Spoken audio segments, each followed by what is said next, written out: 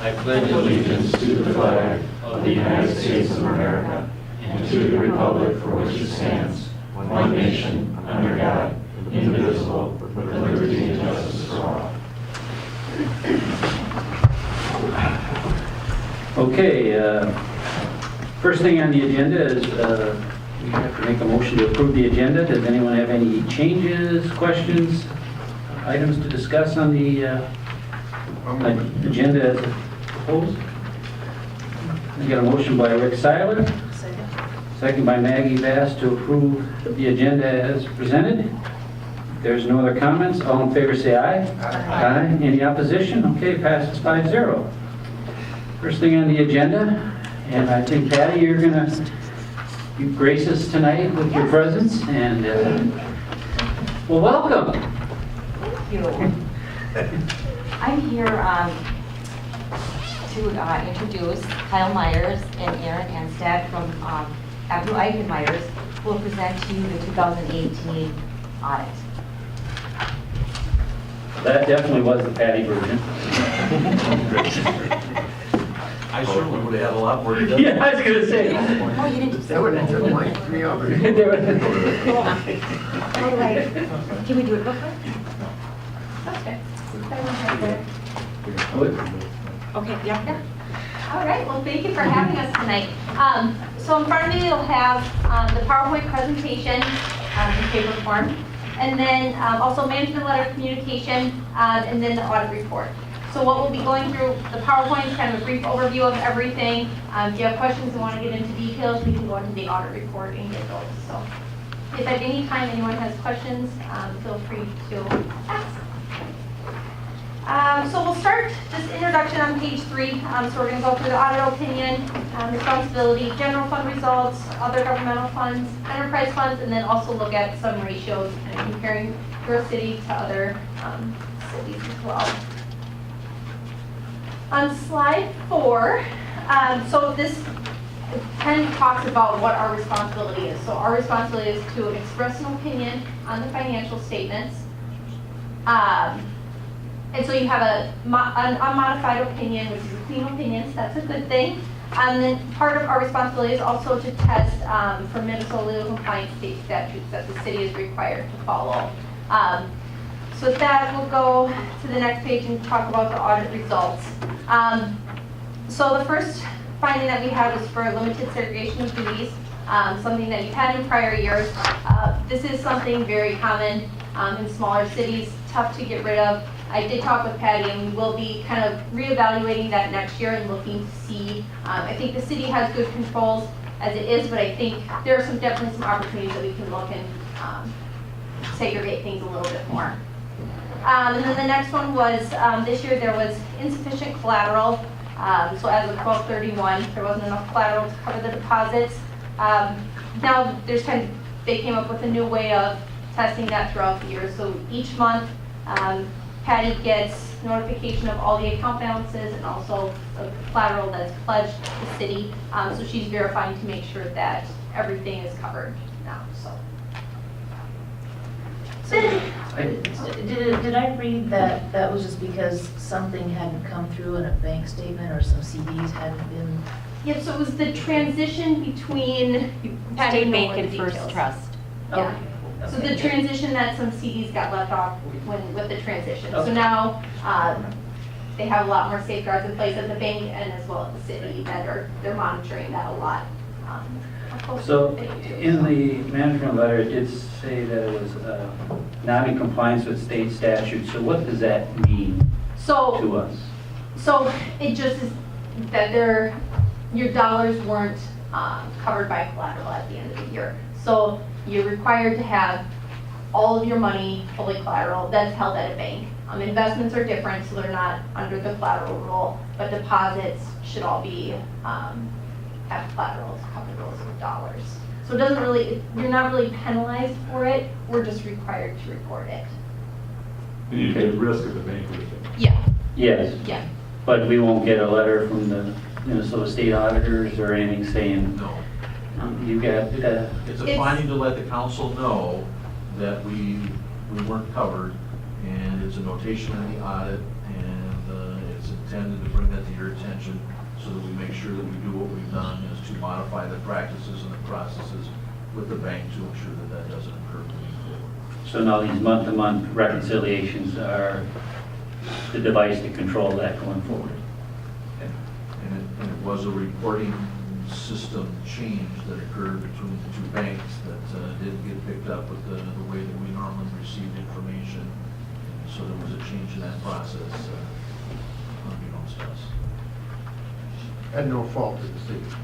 But there is technically, we have a responsibility under the statutes to ensure that we're collateralized. So whether we knew that or not, we're expected to know, even though it's difficult for us to have known, but legally we're required to know. So it's noted as a notation. It's intended to bring it to your attention, the elected officials' attention, to ensure that we take care of doing that, to ensure that we have coverage going forward. And so that was recognized or found out during the audit, so it was what, a 3-month window or a 4-month window that we were not under state statute? I wouldn't know, I didn't see we didn't look at January, February, March, on if they caught on to that or not. I'm guessing that they didn't realize it. I think by the time that we ultimately determined what had occurred, it probably was for a 6 or 7 month period of time from last fall coming into this spring. Oh, so it started in the fall when Well, the change of the bank. Well, the bank change occurred at the end of 2017, the beginning of 18. But as they started picking up some CDs and things that were in place and other dollar amounts, the process that they used and how it was handled by the state bank changed within the first bank system. The employee at the bank that we work with, unbeknownst to her, there was a change in the first bank system that wasn't communicated to us or shared with us the way we normally handled the monthly investments and collateralization. And because of that, neither they or ourselves were aware that that had functionally changed. Okay. So it involved both parties, and actually 3 parties to some effect. And so it has subsequently, once we discovered and found out through the interaction with the bank, system changes have occurred to ensure that going forward we don't have that issue going forward. Okay, thank you. All right, so moving on to slide 6. So this is taking a look at your budget, your unassigned fund balance, and your fund balance policy. So there's the 50% fund balance policy, which is that gray line, and then the blue line is your unassigned fund balance, which is right at that 50% of the budget, of next year's budget. And also, I just wanted to note that this is just the unassigned balance. So there is 1.95 million in assigned, so that's just kind of what State Administrator, Finance Director have kind of earmarked on, okay, these are things we want to set money aside for. So that is kind of available money as well, but set aside for future projects and needs. And then there's also 730,000 in committed fund balance as well. So that's also, the committed is a little more restricted because that's by council that you set aside money for future projects and needs. So then on slide 7, so this looks at your final budgeted amount compared to your actual and then your variance. So you'll see that you guys came in very close budget to actuals. So total, you had an increase in fund balance or decrease in fund balance, total the 36,000 in the general fund. The primary reason for expenditures exceeding revenues had to deal with the pickup of the whole indoor aquatic center project with the first year budget with the school district. Otherwise, we've been positive. Yep, and you'll see that variance show up a lot due to the aquatic center. And on page 8, you'll see that. So this looks at your general fund revenues by type. So it kind of looks to see where a majority of your revenues are coming in. So you can see your taxes have kind of had a steady incline these past 3 years. The other ones are pretty consistent. License permits, intergovernmental is your grants, LGA, that. Then the other, you'll see in 2017, there's a big increase. That was due to a transfer in due to pool or aquatic center related expenses. So that was the big spike there. Otherwise, That was the payment of the $1.1 million for the city's contribution to the indoor aquatics facility of the school. Then on slide 9, it's your general fund expenditures by type. So you'll see pretty consistent year after year, and then you'll see the aquatic center contribution and that culture and rec last year, that big increase there. Then your special revenue funds, not a lot of changes.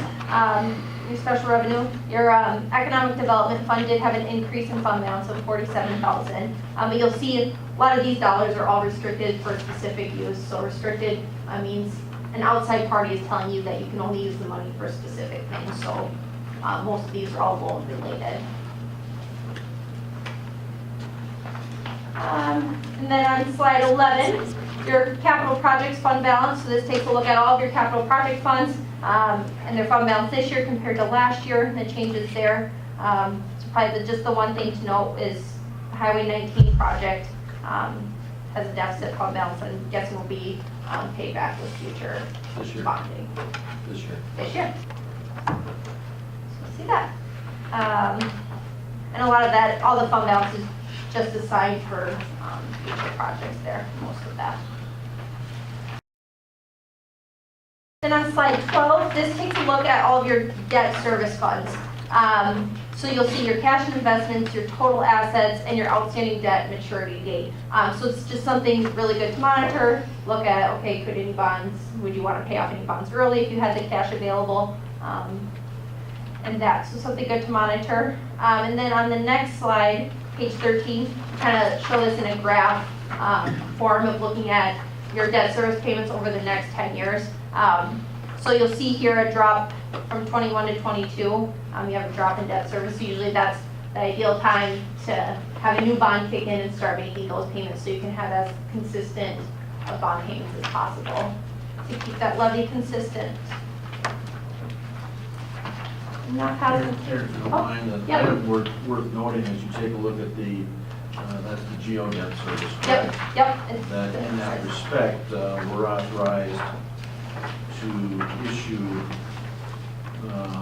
up to our maximum ceiling on general obligation debt. Sean, you'd asked this question sometime back, and I just wanted to hit that tonight, is that the city can issue up to 3% of its market value of taxable property within the city.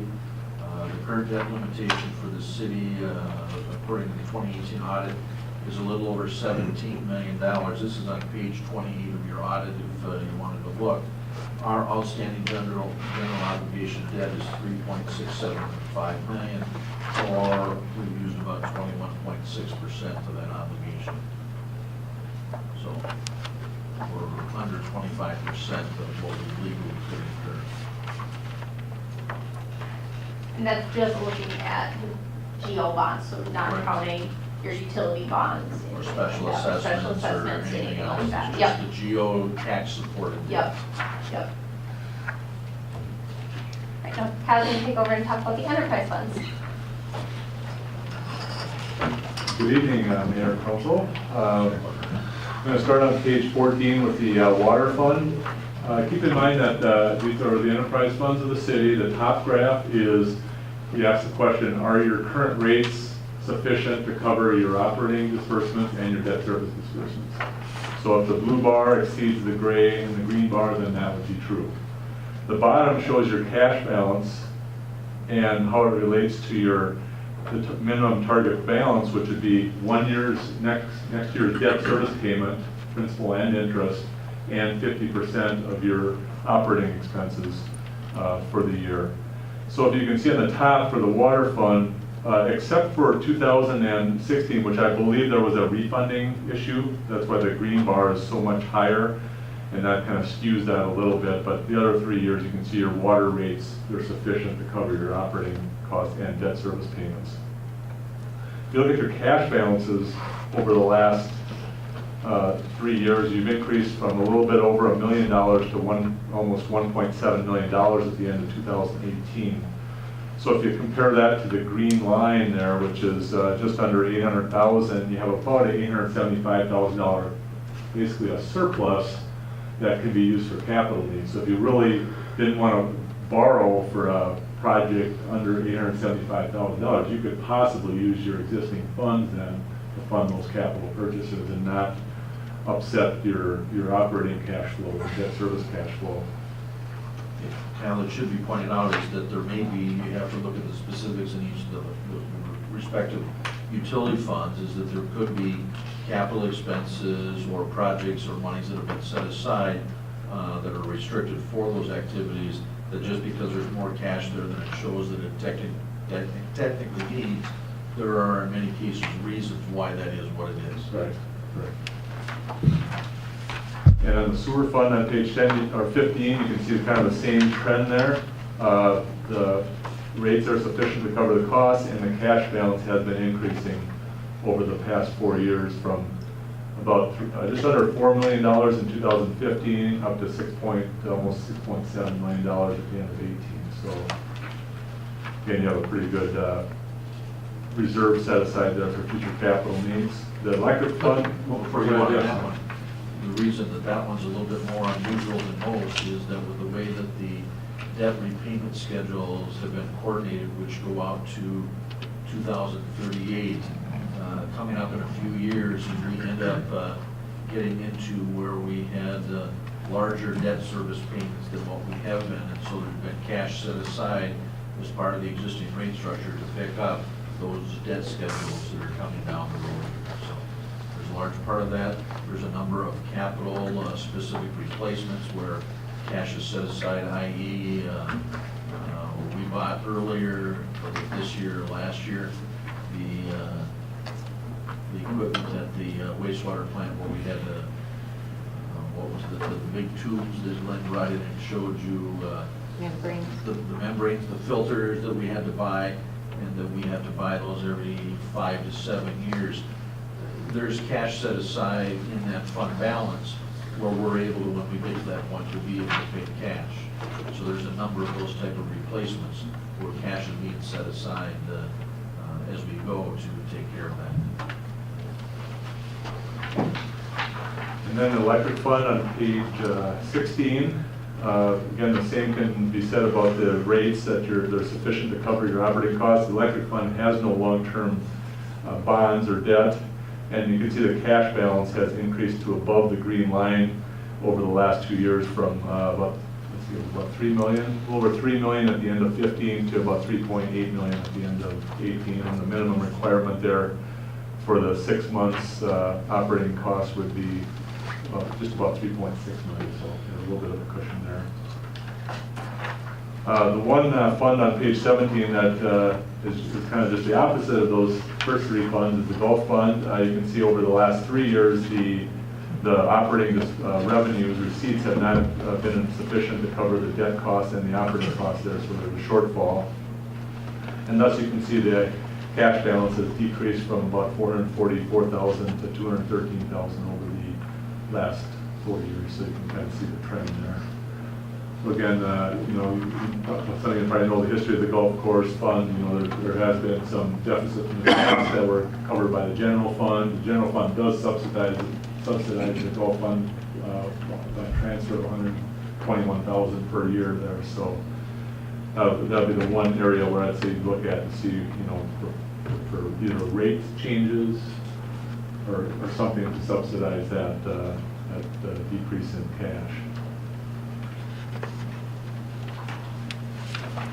Ambulance fund has very minimal activity since that operation pretty much went away in I think it was 2014 or 15. There were some operating expenses in 15, but overall the cash balance is about $144,000, and you only need minimal $5,000 to operate there, so that's pretty minimal activity there.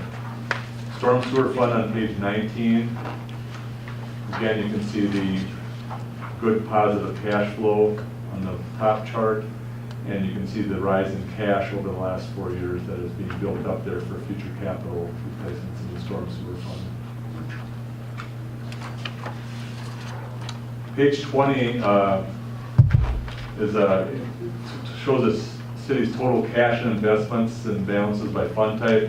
I will point out, though, that there is one thing missing in the 2018. There is no burgundy bar in there, and that's your capital project fund cash, and that should be about $2 million. So if you raise that last bar there, it should be up towards about the 2017 bar, which is a little bit over $25 million of cash. There wasn't that much of a change from 2017-18. We can get you a new replacement sheet for this if you want to. You notice that was missing there. Then starting on page 21, some key city ratios compared to other cities of fourth class and cities in Scott County. Keep in mind that these aren't always apples to apples, but it gives you a good indication of how you compare to other cities in your area, in your size range. Also, it gives you a good indication of how you're doing like over a 4-year period. For example, if you look at your tax rates, the city of New Prague's tax rate has been pretty stable over a 4-year period, and you're pretty much right in line, maybe just a touch higher than the peer group, but overall it's pretty close to that. I mean, it looks like a couple percentage points different. And your taxes per capita could be the same thing. It's right in line with the peer group. Just as an aside, for 2019, we're down 57.5%. So. And it was 61.2 and had been 64.6 through 4 years ago. Can you define that tax rate? How is that calculated? I think it's by taking the market valuation, some combination of that and. Yeah, the general fund, what we levy in the general fund and debt service, those two items together, the total dollar amount there, which I think is a little over, this year is a little over $4 million, divided back into our tax capacity to give us the tax capacity rate. So this is a tax capacity rate? Yep. Yep. Not that. So I've seen the tax rate referred to before, and it's much 2 points and a number, but okay. So again, those are pretty well in line with the other peer groups. The debt expenditures per capita, debt per capita, I think it's debt per capita, I believe. And you can see a downward trend there. You are higher than the peer group. You also have to realize the city invested approximately $30 million in debt, $32 million in for the sewer waste treatment plant. And now that balance is at $26 million at the end of 2018. So, your debt per capita has come down from 7,000 to approximately 6,000, 5,400 it looks like at the end of 18. So there is some, you are paying off your debt, so that's a good sign, good trend. Debt service expenditures as a percent of the total expenditures. Again, that's up and down in any particular year. I think, again, there might have been a refunding issue in 2017. But again, if you just look at the 3 years, that wasn't that one spike. You're pretty well in line with the peer group there. And again, keep in mind that you do have that $26 million obligation in the sewer fund as well. Current expenditures per capita on page 23. Again, as we mentioned, there's that one big spike in 2017 related to the aquatic center, $1.1 million contribution there. That's the reason for that big increase in 2017. Otherwise, I think it's just in relationship with the peer groups. The city of Prague may provide more services than other like cities as well. So again, this kind of ratio may not be always apples to apples. But I would say if you took out that 1.1 million and look at the last 3 years, you're probably very consistent in spending per dollars per capita over a 3-year period. And when you say that, Kyle, some of the examples that we would have that other communities, not everybody around us have, would be the electric fund operation, the municipal golf course. This would just be governmental. This is just just governmental. So governmental. it could be, maybe the aquatic, if that's part of this, if there's any aquatic expenditures in here. Baseball field. Yeah. Culture and rec, yeah. Or maybe just different types of culture and rec that you provide and others do not, so. Yeah, you can't always, unless you do a really drill down and say, here's a perfect match for the city of Prague to compare against. Capital expenditures are lower than the average peer group. Again, this is governmental only, so it does not include your enterprise activities. And again, that can go up or down. Like you look at 2019, 20 with the new project, that probably will go up with the Highway 19 project. Expenditures by program per capita. I think overall, I don't think there's anything that's really out of line there.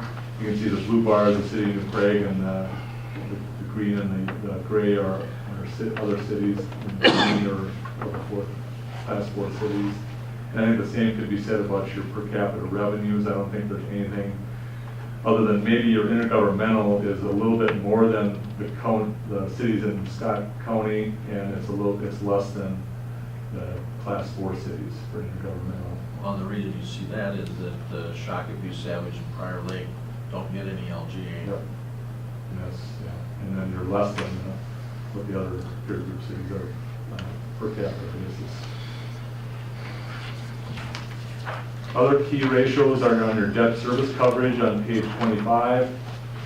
And again, overall, if you look at the percentages there, as long as you're covering your debt service payment, you should be at 100% or more, and it looks like both your water and sewer funds are at that. Again, I think there was a refunding issue in 2016 for the water fund that probably would have brought that ratio down, but overall, you're providing, as indicated by your cash flow graphs there, providing sufficient rates to cover your costs and your debt service payments. So you're doing well in the enterprise funds. Are there any questions or any discussion items? Want to go into further? General question, where do you see financial risk as you look at the financial information in the city?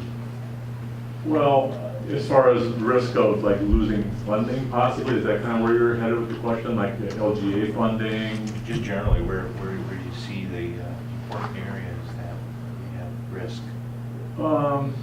Well, like I mentioned before, I think that if you think about your funding basically comes from, for governmental activities, is your tax levy and your LGA. So obviously, if you get less LGA from the state, you have to make up for that. That's happened in the past. If there's ever like budget shortfalls to the state, you have to make that up with the tax levy. Now you do have pretty good reserves in most of your funds, so you could probably cushion that for a short period of time.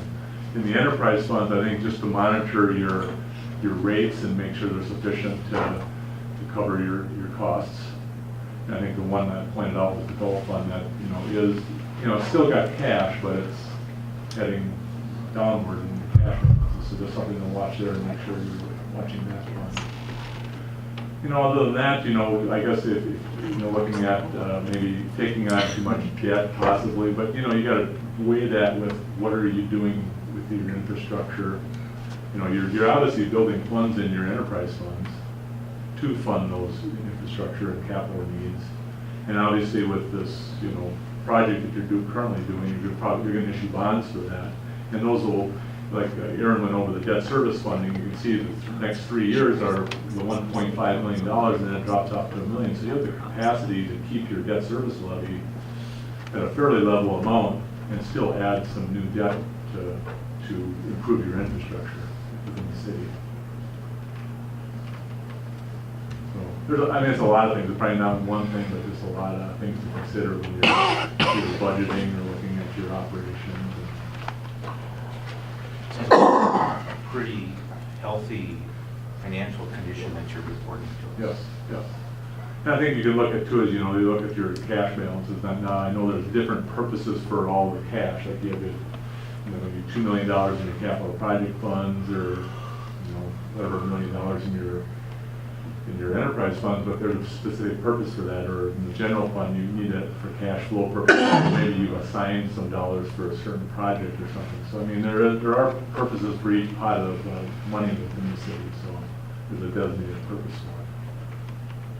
But overall, you got a pretty good overall healthy fund balances, cash balances, pretty good stream of income. In the management letter, in the qualitative aspects of accounting policy practices, you talked about the pension liability and the OBEB liability. What percentage are we covering of that right now? 0. 0. 0. So Really? we have, what is our total exposure? Really, if you think about it as the pension and OPEB, which is other post-employment benefits liability, there really isn't, you can fund them, but the thing is, it's kind of a pay-as-you-go system. If somebody retires from health insurance and they want to stay on your plan, I believe they would have to pay the premium to stay on there. It's really just a paper liability. It's not a hard cost liability that you're going to put this many dollars in to fund your future pension liability. It's really the state, and you really don't have any control over that liability either because it's a state pension fund. You have no control over the rates that they're going to charge employees in the city. That's determined by the legislature. So I mean, it's just really it's a pay-as-you-go. GASB requires you to report these implicit liabilities out there to say that, hey, the pension has a unfunded portion. Let's say it's in a 20% unfunded. Let's say 80% is funded at the state. That 20% is spread across all the governments in the state of Minnesota, for like PERA, for example. And each government will report their share of that unfunded liability as a liability. It's really not something to be, really concerned about unless you look at, well, now it's instead of 80% funded, it's only 20% funded. Then there might be an issue there. That's a state issue, but they're going to probably have to raise rates to fund that liability. So I think it's more of just monitoring that liability and looking at it and say, how is the state doing at funding that liability? So what you're saying is it's not a city problem? Not really, no. It's Because you have no just- control over that liability. It's just a GASB reporting, Governmental Accounting Standards Board reporting standard that you're required to report your OPEB liability that's actuarial calculated the same as your pension liability. And where is that? Is that reported on page 92 and 93? Is that? 92. Yeah, that would be the 92 would be the General Employees Retirement Fund, and 93 would be the Police and Fire Fund. And is there another one after that? Is the OPEB after that? There's more on page Yeah, there's 70. fire relief, which you actually have a net pension asset there of 127,000. Or no, it's around 72,000 is the net pension asset. And then on page 95, your OPEB liability is 181,000. So that's the actuarial calculated liability for OPEB. That would account for all your current employees up until they leave the city, and assuming that when they leave the city, they stay on your health insurance plan and reimburse the city for the cost of it. That's why I kind of look at it as it's an implicit cost. It's not a direct cost of the city. You're not going to pay that employee's health insurance post-employment. It's an implicit cost, and really, there's no reason to really fund it, in my mind. You're just going to budget for it as you go, basically. Because you're going to get reimbursed for that particular premium that year that employee stays on your plan post-retirement. So. Okay. Thank you. Anyone else have any questions? One last one. I think you meant, it reflects the joint powers agreement with the school, with the aquatic center. And that's a joint powers agreement. Committee that oversees that, and that is part of the school's audit program. So it's within that purview. But is that all we really need to worry about as far as due diligence from an audit perspective? We can just rely on their audit. Yeah. And it is cited in our audit that it exists, and so we're okay with all that. Yeah, All the the due school district diligence. auditor would audit the aquatic center's operations, and then obviously there's some sharing agreement there that the city will partially fund that. So we don't have to worry about any control, we'll just rely on them. Yeah, and I guess I guess monitoring that and saying, well, if it's something, if that amount, like Mike mentioned earlier, we had a budgeted amount, and the amount ended up being higher than what you expected, that keeps on happening. You want to, really dig into it and ask the questions, maybe what's happening with that operation. Be more of a monitoring of the operation and their share of, you're paying a share of that, so. And that monitoring effectively is done with the monthly meetings between the city, the school, and the joint powers board. And we've got 2 members of the council that sit on that, so we have that knowledge of what's occurring, so nothing should become a surprise to us in that whole mix. Lastly, I'd like to, thank the city staff for their hard work in preparation of the audit. They do a great job, and they continue to get better each year. Patty and Leah do a great job, and thanks to them for preparation for the audit. And then lastly, I'd like to thank the city of New Prague for the opportunity to be your city auditor. As Mike mentioned, I'm retiring at the end of this year as a partner. I'm still going to stay with the firm. Going to still work on, reviewing, and I'll still be available to ask for questions on the clients that I serve. So, again, thanks for that, and it's been great to work with the city administration and finance over the years. And Brad Polisek, who's the partner taking over the city, was unable to make the meeting. Then he had another meeting up in northern Minnesota, so he was unable to make the meeting. But staff is, I don't know, Brad, Mike, have you met Brad? Yeah, I think Patty's met Brad. We came over for a listening meeting in the fall, so kind of doing the transition this year. So again, thanks for everything, and I have great confidence in our staff to be able to be a great service provider for the city in the future. Okay, well, good. Well, enjoy your retirement. Thank you. Anyone have any other questions? No, I'd just like to thank you guys, and Patty, you did a great job on all that. Okay. If there's nothing else, I guess I'll look for a motion to approve the 2018 audit. I got a motion by Sean Ryan, second by Rick Seiler. If there's no other comments, all in favor say aye. Aye. Aye. Any opposition? Okay, passes 5-0. Thank you very much. Thank you. Appreciate it.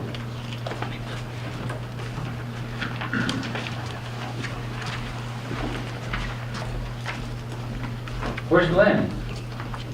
He is absent this evening. I thought he'd take this one for sure. We have with us tonight Nikki Farrington. Nikki is the project manager on our 2020 MnDOT Highway 19 Reconstruction project. And we've been working with the Stakeholder committee for some time. And so I've asked Nikki to come in, as well as we have one of the members of the committee has volunteered as part of working with Nikki and the committee to provide the council with kind of an overview and a set of recommendations that is encompass their work now for nearly the last couple of years. So hopefully you all brought with you your handout that we sent home with you with the audit. So I hope everybody has one. That anybody that doesn't should I ask that needs one. Looks like You should have a PowerPoint, and then you should also have the VQM. Yeah, looks like everyone has their copy. Just as an aside, the VQM, you might realize looking at the inside, it just doesn't have all of the current council members' names on it. That was done some time ago. I had held out, we were working to refine it a little bit, but hadn't actually reprinted it with what was kind of the final product. So you might see some names on there that aren't currently in that capacity, but just disregard that page. I thought it might give you a bit of a good overview as to, that's the big one, 11 by 17 one, yes, that one. If you had a chance to peruse that or take a look at that, what you're seeing is kind of a condensed version of that in the PowerPoint tonight, but I'm probably stealing something by giving you that. But, She said she would only take 10 minutes, Mike. 10 minutes, You're cutting in her time. But we don't leave a lot for Melissa, she's got a lot to say.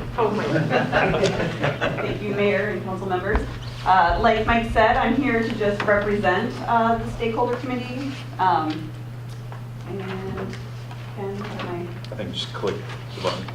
Maybe not. which one should I click?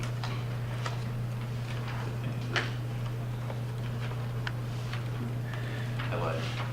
Mine is Bruce's naming in there, so we don't have to pay attention to that.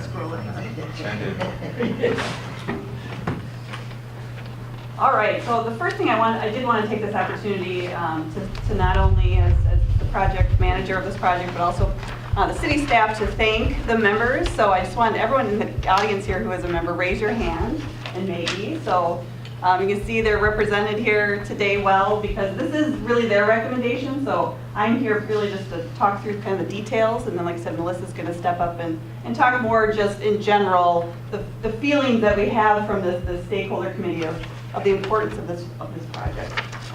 So again, thank you committee members. It's been over 2 years since we started this journey. That VQM that's in front of you, really, that's the decision-making process that we went through. So you'll see there was a lot of opportunities for us to get their input. They shared not only the vision for the downtown, but they also shared, again, they represented the downtown businesses, they represented the residents.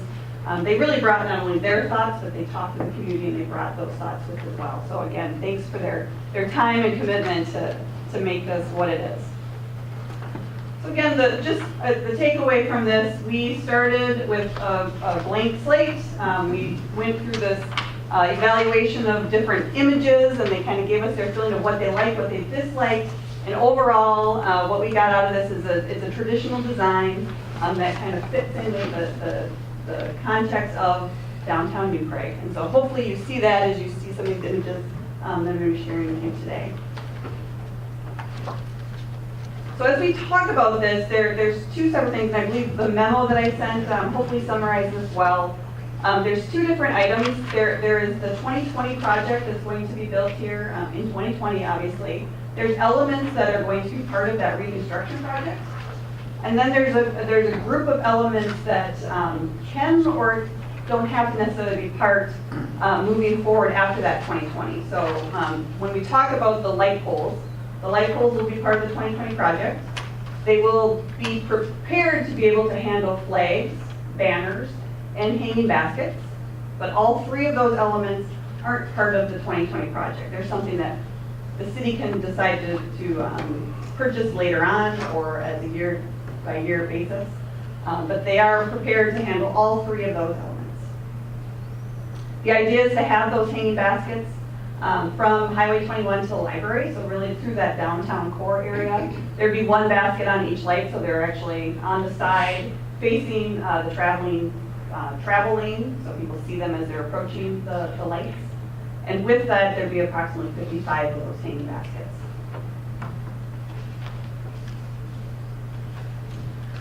Another element of the project are these planting beds. So these are at ground level. They're grasses, they're bushes, they're greenery. We heard a lot from the stakeholders that it's important to not be a concrete jungle out there. We wanted something to soften up the landscape. So this is one of those elements that's attempting to do that. Part of that is also these seat walls. So they'll actually kind of protect the plantings from the pedestrian walkway. So they're kind of between the roadway, and then there's the planting bed, and then there's the seat walls, and then there's the sidewalk. So you can kind of see in this visualization how those will look. There's 15 planting bed locations. And again, those are part of the project. They're included right now in the 6% plans that we're pulling together. They'll be part of that cost of the project. An additional element that can be installed later would be these 4 informational signs. Another thing I heard from the stakeholder committee was the importance of celebrating New Prague, the history of the city. There's lots of things to celebrate, and so we've got some really great ideas from many of the stakeholders of what we could celebrate with those. It's just going to take a little time. It's probably going to take another committee to decide exactly what those look like, so that's why they're not part of the 2020 project, but the city has agreed that they would be a great asset to the overall streetscaping.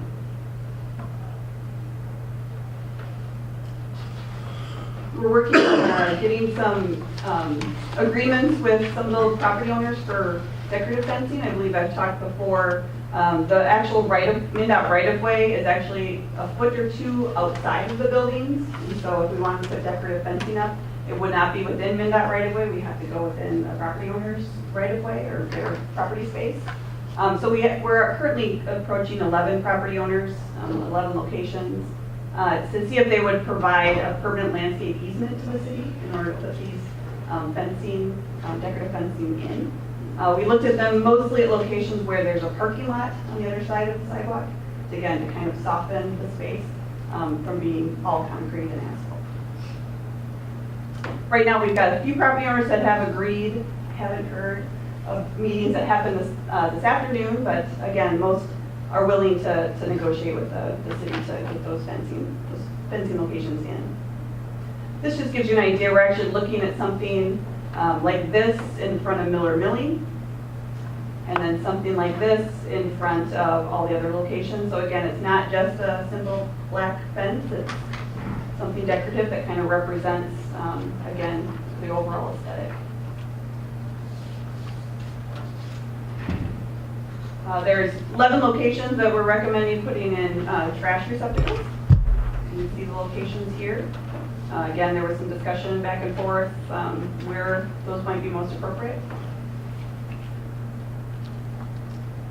We do have a few locations that we're putting in metal benches.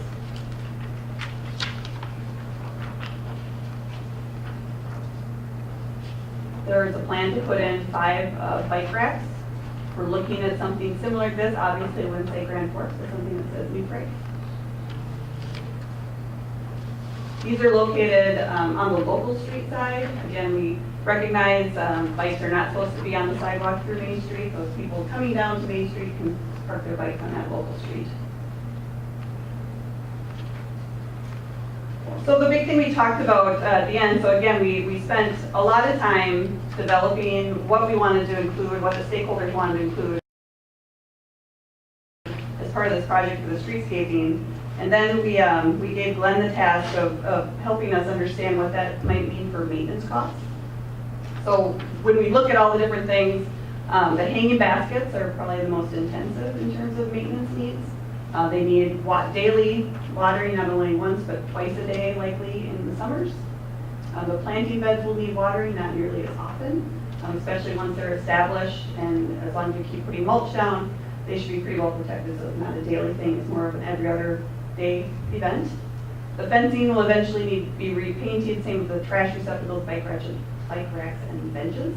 So again, all those metal, eventually the black paint will wear off and will have to be repainted. And again, that's not a yearly thing, it's 3 to 4 years.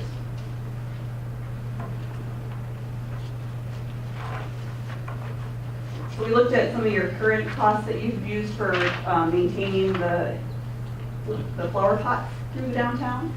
You see, obviously it's based on how many you had. So in 2016, there was 32 flower pots, and Glenn pulled together expenses for labor and the chemicals to maintain those pots, and it was about $12,000. In 2018, you had less than half of those, and you see about $6,000, so kind of equates the same, half the price. He did talk to 4 different cities and 1 nursery, and part of that was to help understand the maintenance needed for those hanging baskets. And so that's what provided us a lot of the cost information that he used to determine those yearly costs for maintenance. So with that, the 55 hanging flower pots, the 15 planting beds, the 11, so those fencing locations will also have some greenery at the bottom of them, so there is some plantings along those as well. That total estimated maintenance cost per year is about $41,500. When we look at that, over half of that is the hanging basket cost. So that is really the most expensive part of it, and that's because we need to have watering, we need to have equipment in order to do that watering. We need to have someone that can be available all day. Basically, it's twice a day that they have to be watering, so once they get done, there is a turn around and watering again. So it's quite an intensive amount of labor that's needed to maintain those hanging baskets.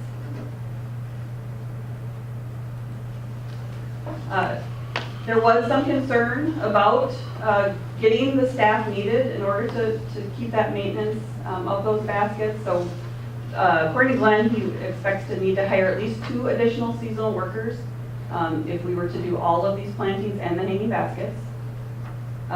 If we did the hanging baskets, he would need to rent or purchase another piece of equipment to handle that watering, because he wouldn't be able to let one of his existing equipment be used for that on a daily basis. You know, he needs something exclusively for that. And then he raised some concerns during our stakeholder committee meeting about actually finding that seasonal help. He does not have a lot of luck. He gets them, and then they're here for a little bit, and then they're gone. And so he just has some concerns about making that commitment, and just want to make sure people were aware of that difficulty. And then actually the stakeholder committee had some great ideas, and I think we're motivated to help him find that seasonal help if need be.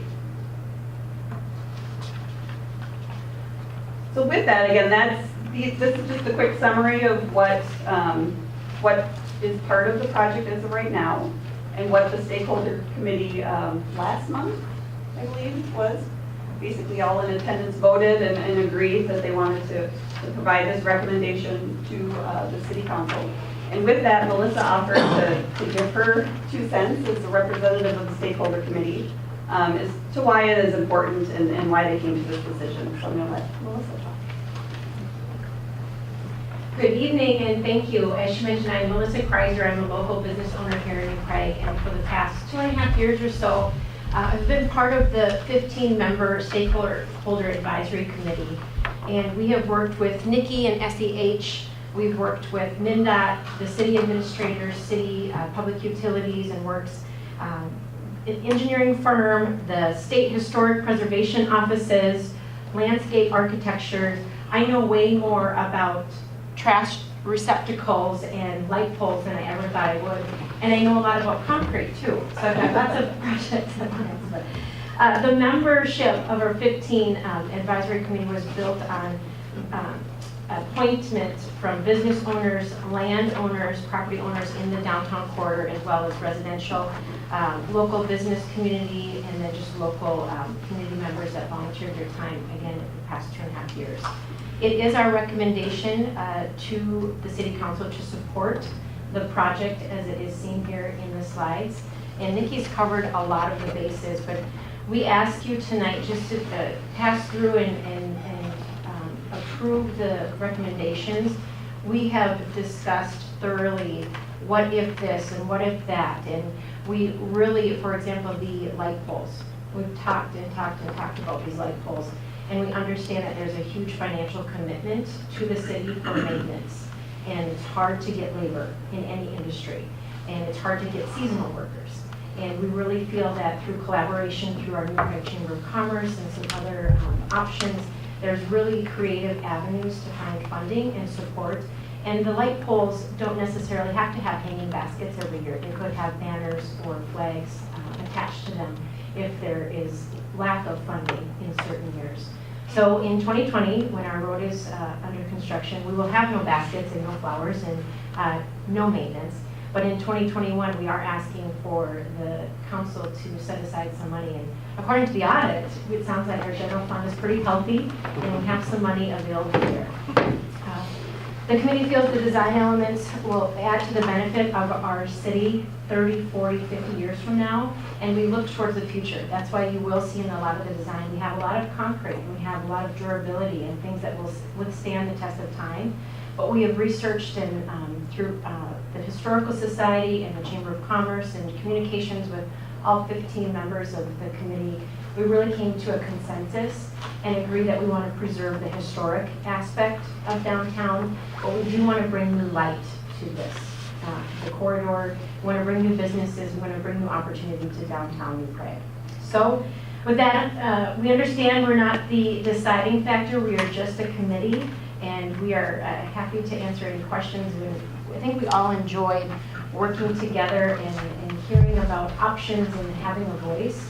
But we'd like you to know that we looked into a lot of options and we researched some other communities, both larger and smaller than New Prague, and we feel that this is a project and a design that's going to just add to the aesthetics of our downtown and beautify this project.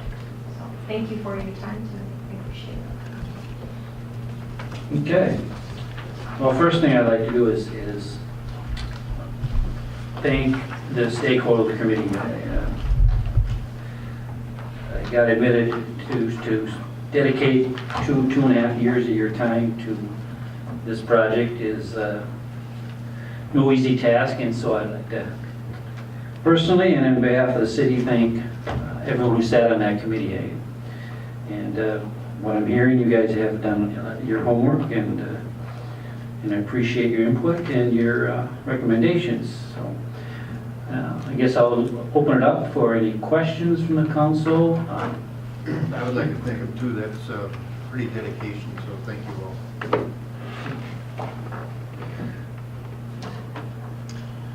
I just had some clarification. I want just to understand the hanging baskets. Bruce, can you and put as a it- microphone in front of you so that we can make sure we pick that up on the... Oh, do I have to? Yeah. Come on, Dave. It helps the listeners at home. Just so I understand, is there a hanging basket fixture, or do you just purchase it like, I'm ignorant at this, so No, I understand you can buy a There are a hanging lot of different basket. options. Like I said, we even talked about a lot of So options. is this thought of as being a hanging basket fixture and you put a plant in it, or you buy a hanging basket and you attach it? So we have those, both were options we talked about, and we Okay. had, Glenn's research kind of showed that actually buying the pots every year was a less expensive option. And so you just get the pots planted every year, and then you just have to install them onto the hook. So right now, all it is will be a hook that comes off of the light that you can put a light or a hanging basket on. And you affix it somehow so it doesn't fall off? Right. Yep. Okay, so nothing in this plan anticipates any cost for any kind of hanging basket fixtures then? It doesn't account for the hanging basket itself. Okay. Just the arm that comes out from the light pole to hold that basket is part of the project. Okay. And I just have to ask this question just because when I used to work over there, that was skateboard heaven at the bank. So is there discouragement for skateboarders in this thinking? Has that been, I'm sure that was thought about. We've talked about that, and I'm looking at Jim because he's been part of the conversations as well. And Well, so he's, obviously, I believe skateboarding is not allowed It's on not the allowed sidewalks. on Main Street, in that area. But no, we discussed taking some steps, even in wood benches, or not wood, but stone benches. They'll insert a piece of metal along the edge, Okay. just to deter some Yeah, of they the look like crowd. beautiful places for Yeah. skateboarding. And If it becomes a problem, We'll see on there are YouTube the next solutions that day. you can add to them to discourage the skateboarding. But right now, we're hoping that enforcement of the current policy of not allowing skateboarding on Main Street will help deter that. it does work sometimes. But under the ADA rules, MnDOT would not allow us to put speed bumps on the sidewalks. The informational signs, are they, just from my understanding, are they permanent once you put the information in it, so you can't? Again, Change it? there's lots of different options that we've looked at. The one we're looking at right now, it would be printed. It's I don't know a better term than like a plexiglass, but it's very solid, and so it's actually imprinted on this piece of plastic that's actually the sign itself. So they're not intended to change? No, and that's, Okay. there is a caveat to that if it is within MnDOT right of way, there's a lot of other rules that we have to follow in terms of what's on those signs, and so that's part of the process. If we do decide to have them outside, if we have some property owners who are willing to have them on, again, same with the fencing, on their property, it's not as restrictive, but MnDOT has rules such as there can't be business advertising on them. And it has to be go through their approval before they can be installed if it's on their right of way. But right now, that image,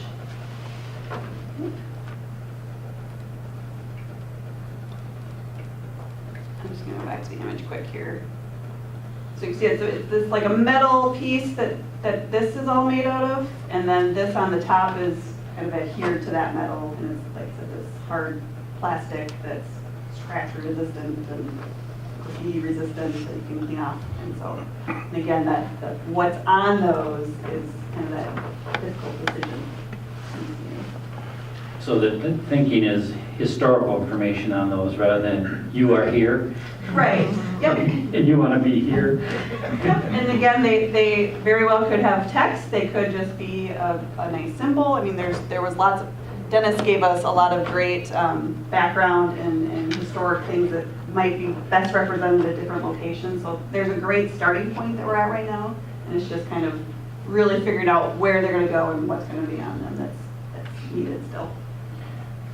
Based on the benches and the seat walls and that stuff, roughly how many people can sit at a time? I mean, in total capacity, do we have any idea?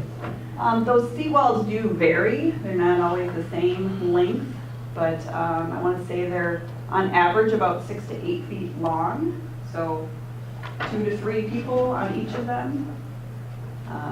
And like I said, there's 15 locations, but some of those locations are split between 2. So 30, 40 people along the corridor. And then add in those 3 other benches, that's another 6 or 7. I really appreciate the process, and it was long, and thank everyone for their participation and input. And having gone through this before, myself, I know you can't come up with a perfect design that everybody likes, but I think that we really value the process and the ability for the public to have input throughout the whole process. And so I think that's been done. I noticed on the papers that were distributed, one of the original questions highlighted parking as being the highest priority. And that's always been very challenging. It's always come up as an important issue. But has the design been able to do anything with that being the highest priority? We definitely have heard that, and so wherever we can, we have tried to pull in, so some of our curb that are bump outs and stuff, we're trying to design them to get as much parking as we can. One of the comments we heard a lot at the open houses was the mini roundabouts are causing a lot of parking impacts. And one of the messages that we wanted to give them was there was not necessarily no impacts if we didn't put the mini roundabouts in. So if that signal, there was an idea for MnDOT, they would have liked to put a right turn lane in. So there would have been parking impacts regardless of mini roundabout or signal design. And so that's something else that we tried to make sure the public understood, that it wasn't everything just remains as is for parking. There is always going to be some parking impacts. But we've done what we can to bring in our tapers as quickly as we can to get those parking stalls back in as soon as we can around those mini roundabouts. But we heard that over and over again from the stakeholder committee, so that was definitely one of the highest priorities, yeah. Well, I'd just like to say I think it is fantastic. It was excellent work, and I appreciate all the help that the committee did. I'm going to vote for it as my full support, and so. The council isn't necessarily required to take action tonight, and we should point out, as you take a look at what came forward tonight in the materials, that if you separate basically the hanging baskets, everything else is included in the work that we're doing for the 2020 project. That we've got a grant of $1.77, $1.78 million from the district that we got for state monies that were federal pass-on dollars to the state. They're helping us with the lighting and the features that you see in here right now, the fencing and the plantings and all those things. All of that is included in the scope of our 2020 budget. The only piece that really is a piece that the council would have to wrestle with budget-wise is really the hanging baskets that would have to be first included looking ahead to probably the 2021 city budget. So I just wanted to make sure that as you're looking at all of this, that as you think about it, that the hanging baskets have nothing to do with the 2020 project, but we're all set up to be able to accommodate it. That's what the committee is recommending. So that would require us to put funding in the 2021 budget to be able to provide for the baskets and the flowers, as well as the staffing that would be necessary to take care of doing that. Do the flower beds have to be replaced every year? Yes. Oh, the Or the baskets are replaced every year? baskets have to Yeah, be I understand replaced. that, but the actual, Nope, so those With the should shrubbery, be that perennials, but mulch will likely have to be replaced yearly Okay. or every other year. So there is some additional cost every year for those, but again, it's It's not that daily need to water them, and especially once they're established, it should be pretty minimal in terms of maintenance of them. What about the durability of the lights if you put a hanging basket on there? Are you lowering how long that light will last? Well, Or- the size of that light is taken into account that this hanging basket's down there, so the size of it actually is robust enough to handle that hanging basket, and if not. But is that going to have to be painted or something if you have this hanging basket blowing against it and creating more maintenance? Well, supposedly the bracket's out far enough to keep it from swinging into the pole itself. It's a fluted pole, so we can put different types of brackets on it, be it banners, flag holders, or baskets. It adds to what they call the wind loading of the pole. So anytime you have banners or baskets or whatever, it causes that pole to vibrate more. And so they take that into effect when we design the poles that are going on Main Street. So we've accommodated for a 35-pound hanging basket. Does it add to more vibration and so on the pole? Yeah, it does. But supposedly they've engineered to accommodate that. So whether all those things necessarily went on the pole or not, we've looked at that and tried to design it so that it can all be incorporated versus somebody saying later on, 5 years down the road, can we add this or this to that? And if the pole wasn't designed or built to the capacity that Bruce is talking about, then it would be difficult to add to it. So we've tried to, at least at the beginning, we know likely the chamber will probably come up with some banners. We know we've got flags that typically go on. So the third one is really the hanging basket piece is the newer component that way.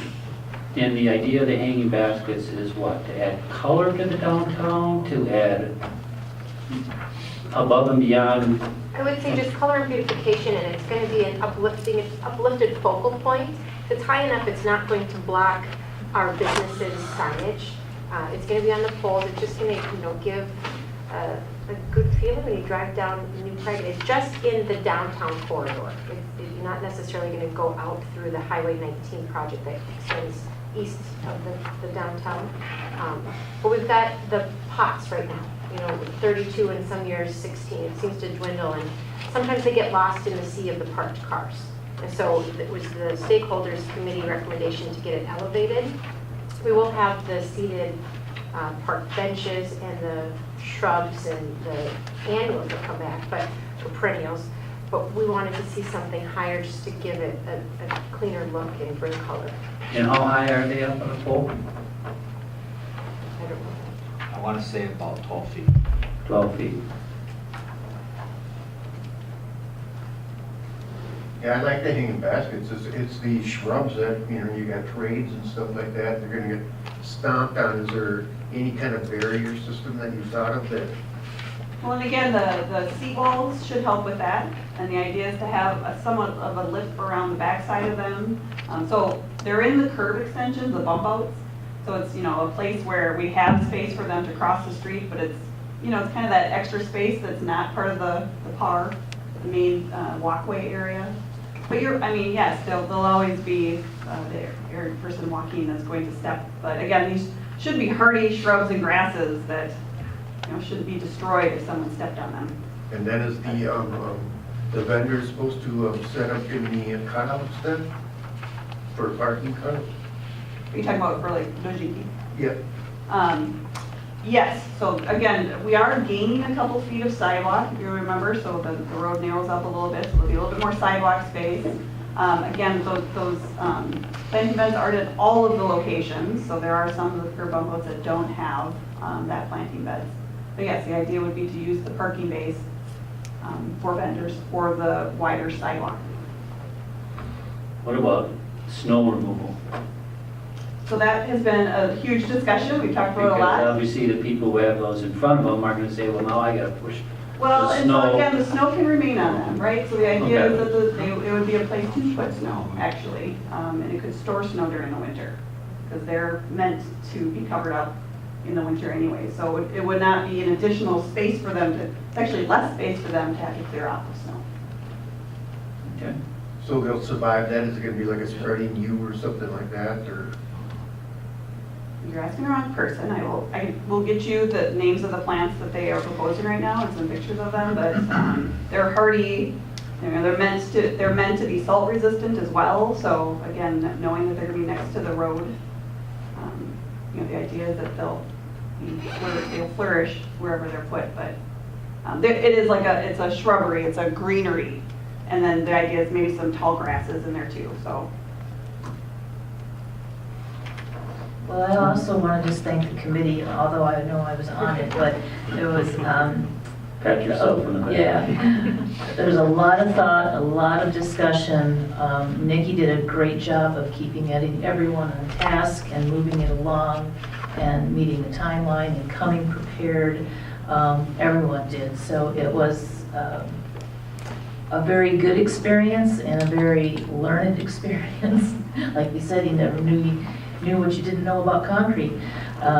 So again, it was a very thoughtful process, and so that it culminated into this, which not everyone agreed on all of the elements, but the majority agreed, and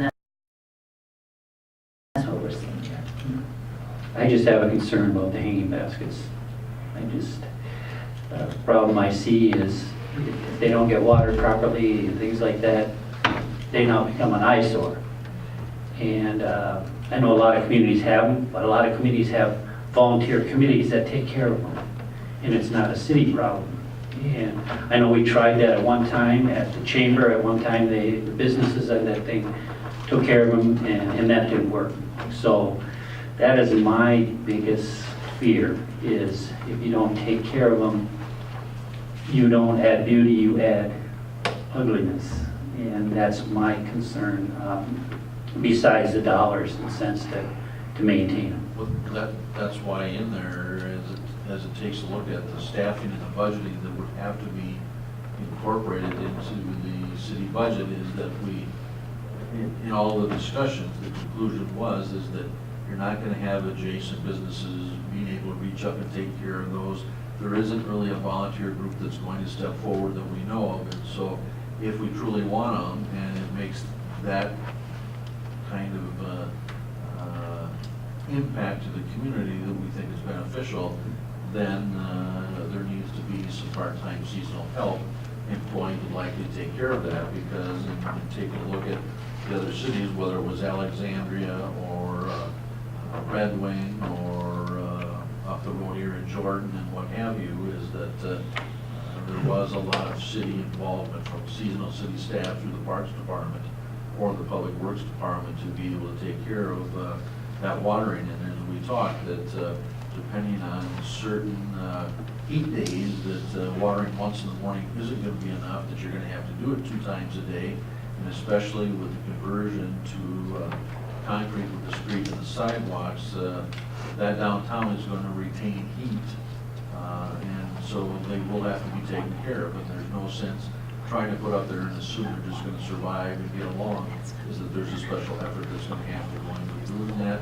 So we talked to the committee, that Glenn did bring up the challenges of getting seasonal help, because as you saw in there, is that for the equipment that has to be used in the operation, is that we can't use anybody less than 18 years of age, and trying to get those kind of kids, high school seniors that are graduating, or some of the college kids that come back, is being able to find and compete and get that kind of seasonal staff to be able to do that. That's not an easy task, and so we talked about that with the committee, and that'll be a challenge that'll have to be considered if this ends up being put in the 2021 budget. Is plastic an option? It's 12 feet in the air, and who's going to notice whether it's plastic or real? I buy plastic plants. Kill the real ones. I didn't want to lose, we did have one more slide. Like I said, there was a lot of discussion, is there different ways we can fund this, and I apologize, it's not in your packets that you got, it was added later, but there's some ideas here from the committee and from city staff as to different ways to fund that extra maintenance cost, so it's something to consider. So again, like I said, you don't have to make a decision tonight necessarily on it. And the pieces associated with the downtown project are included in the 2020 project as it's coming along. And those are not being assessed to anybody that has any of that fencing or what have. That's not being assessed to the adjacent properties. That's part of the landscaping, the aesthetic part of the funding that we're bringing to the table. So when we finally approve, what are actually we're approving, Mike, on the 2020 project? Everything except the hanging baskets? Pretty much so. Okay. That's what's in it. I was gonna ask Nikki, do you have the visualization piece? But now that you've seen this, and most of you probably have seen it, but I just thought it might be a good run-through to take a look at the corridor now that you've seen what has come from the committee, how it fits into the overall picture as you go through the downtown here. It still goes faster. Yeah. Rick, that's about as fast as you go through it. There you can start to see some of the plantings there. Here, let's pull it back a little bit. I can't put this into slow motion. So this is actually a location where there's the planting bed, but also a fence on the other side, so you can kind of see both sides have some of that greenery along it. And that's approximately where. That Pine must and be bark. some- Yeah, that's fine. Nope, so that's central, right? So the Yeah. chamber, Mhm. yep, so that's Central Avenue. A little shaded on the other So side. this is obviously now with that empty lot, obviously will look different, and so the idea is that that fencing probably won't be part of that moving forward.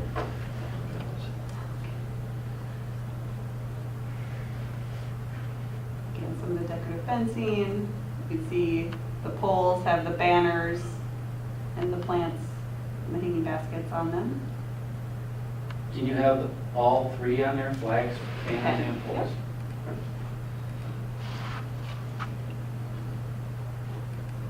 So again, we're only putting these plantings where we have the curb extensions, the bump outs, there won't be any parking there. So again, that kind of minimizes people, they're not gonna be opening their doors and walking through these planting beds, there's no parking in front of them. Is that considered a planting bed with the Yes. evergreen? Yep, so it's mulch and it's these, yep, so it's more of a greenery. So that's all low bush. maintenance. Mhm.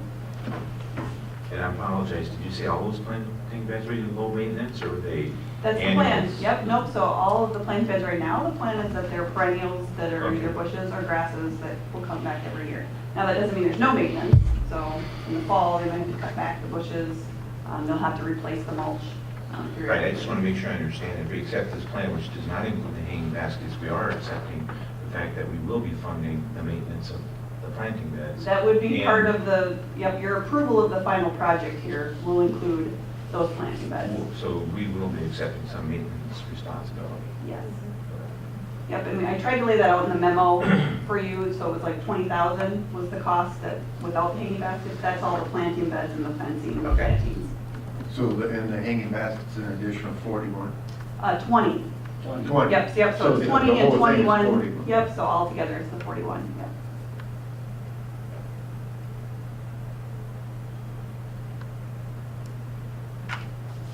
I'd like to just bring up one item is in terms of the hanging baskets, we could use the MnDOT identification of the historic commercial district as a place to hang them. It was also, as you extend all the way to the library and all the way to 20 to 21, some could be eliminated. I don't know how many, but in my drive through New Prague, I think we would get more impact with the hanging baskets in the historic commercial district, which would be from the corner of the New Prague Times to the mill corner.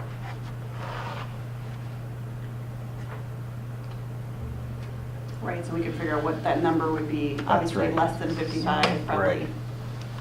And then the corner where the plaza is going to be developed, that might suffice as a way to draw attention to that plaza and so that's just down the road. It doesn't have to be and other communities do it, and I don't see why this community can't. Yeah, why couldn't it be part of the parks or something? Well, that's essentially where we have to ramp up additional budgetary expenditures Yeah, but you have to be to a take part on of it. doing that. But he's having a hard time getting guys to cut lawns now. Put one on here.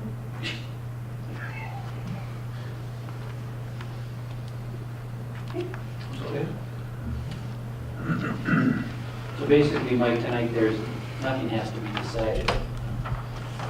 Because are we to the point of looking at approving the 2021 project?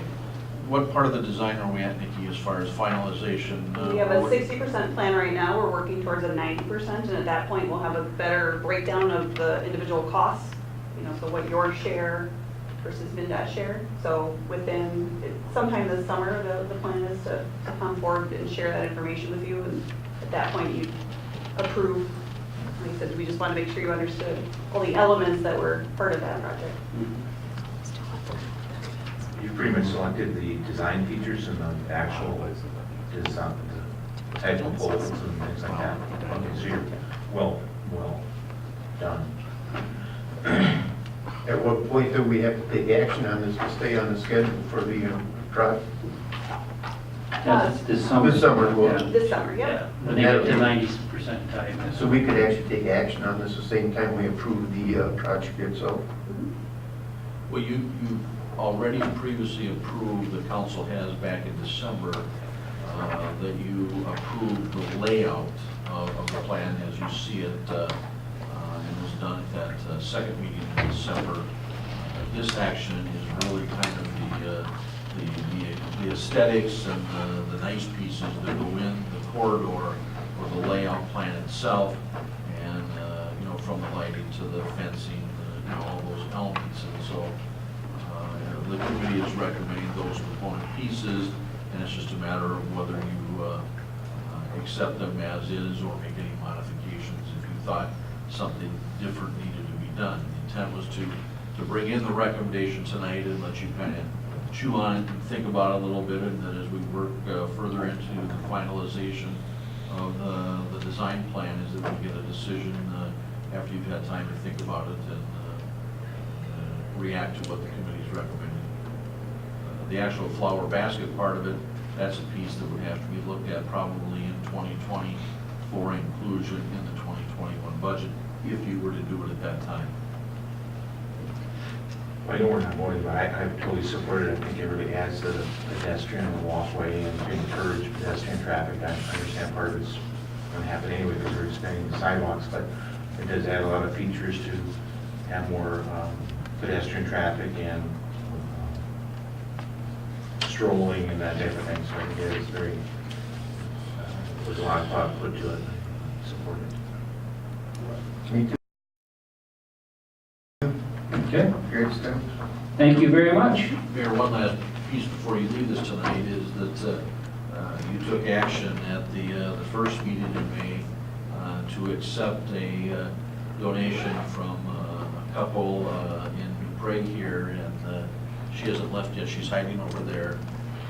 We received a donation from Dr. Michael and Kay Wilcox to proceed with the acquisition of the vacant lot down here at the intersection of Central Avenue and Main Street. And with the acceptance of that donation resolution that you took action on, we've we've received the check, and so we've proceeded to initiate the purchase agreement with the owner of that vacant lot. And so we're waiting for title work, and then we follow up with a closing. But I'd be remiss if we let her get away tonight without thanking Kay for her and Mike's donation to the city to enable us to take on that vacant lot, to develop it as Central Plaza, and to see what her and her committee can come up with in the design that they'll bring back to the city council that will hopefully take on some of the style and the substance of what you saw in the presentation tonight, that some of that would hopefully be incorporated into the design and the layout of that vacant lot. And so Thank you very much, Kay. That's very generous of you and Don. I love projects. We've got, to start off with, it's impossible to do anything anonymously in this town. That was what we started out to do. But we've got a great committee. I've had calls asking to be on the committee. We've got 3 meetings lined up. Dennis and I have met with 2 muralists. There's a gal that grew up in New Prague. Her name is Jen Krava. She's kind of she's renowned. I think she's got a big practice. She's donated her doing the design plan. So that'll be something that we won't have to, so we're gonna get her done. Well, Kay, thank you, Yep. and thank Mike for the donation. We really appreciate it. Yep, our pleasure.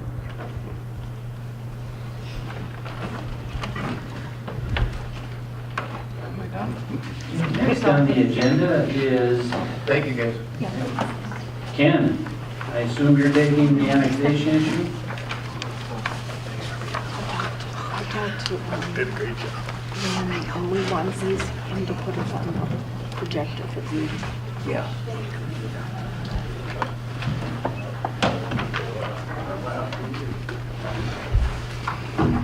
All right, so next item on the agenda tonight is the consideration of a joint resolution with Lanesburgh Township to annex the Belzer properties. Now, I introduced this topic at the May 6th City Council meeting.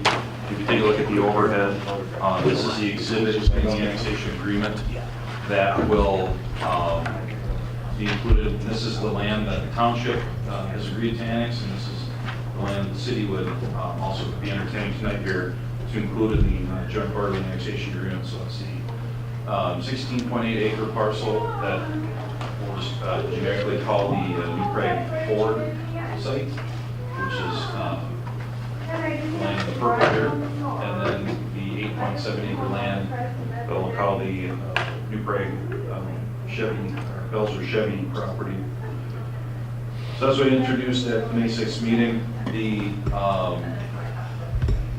township had planned to have their meeting on May 13th to consider this joint early annexation agreement. They did take action on that at the meeting, basically a week ago tonight.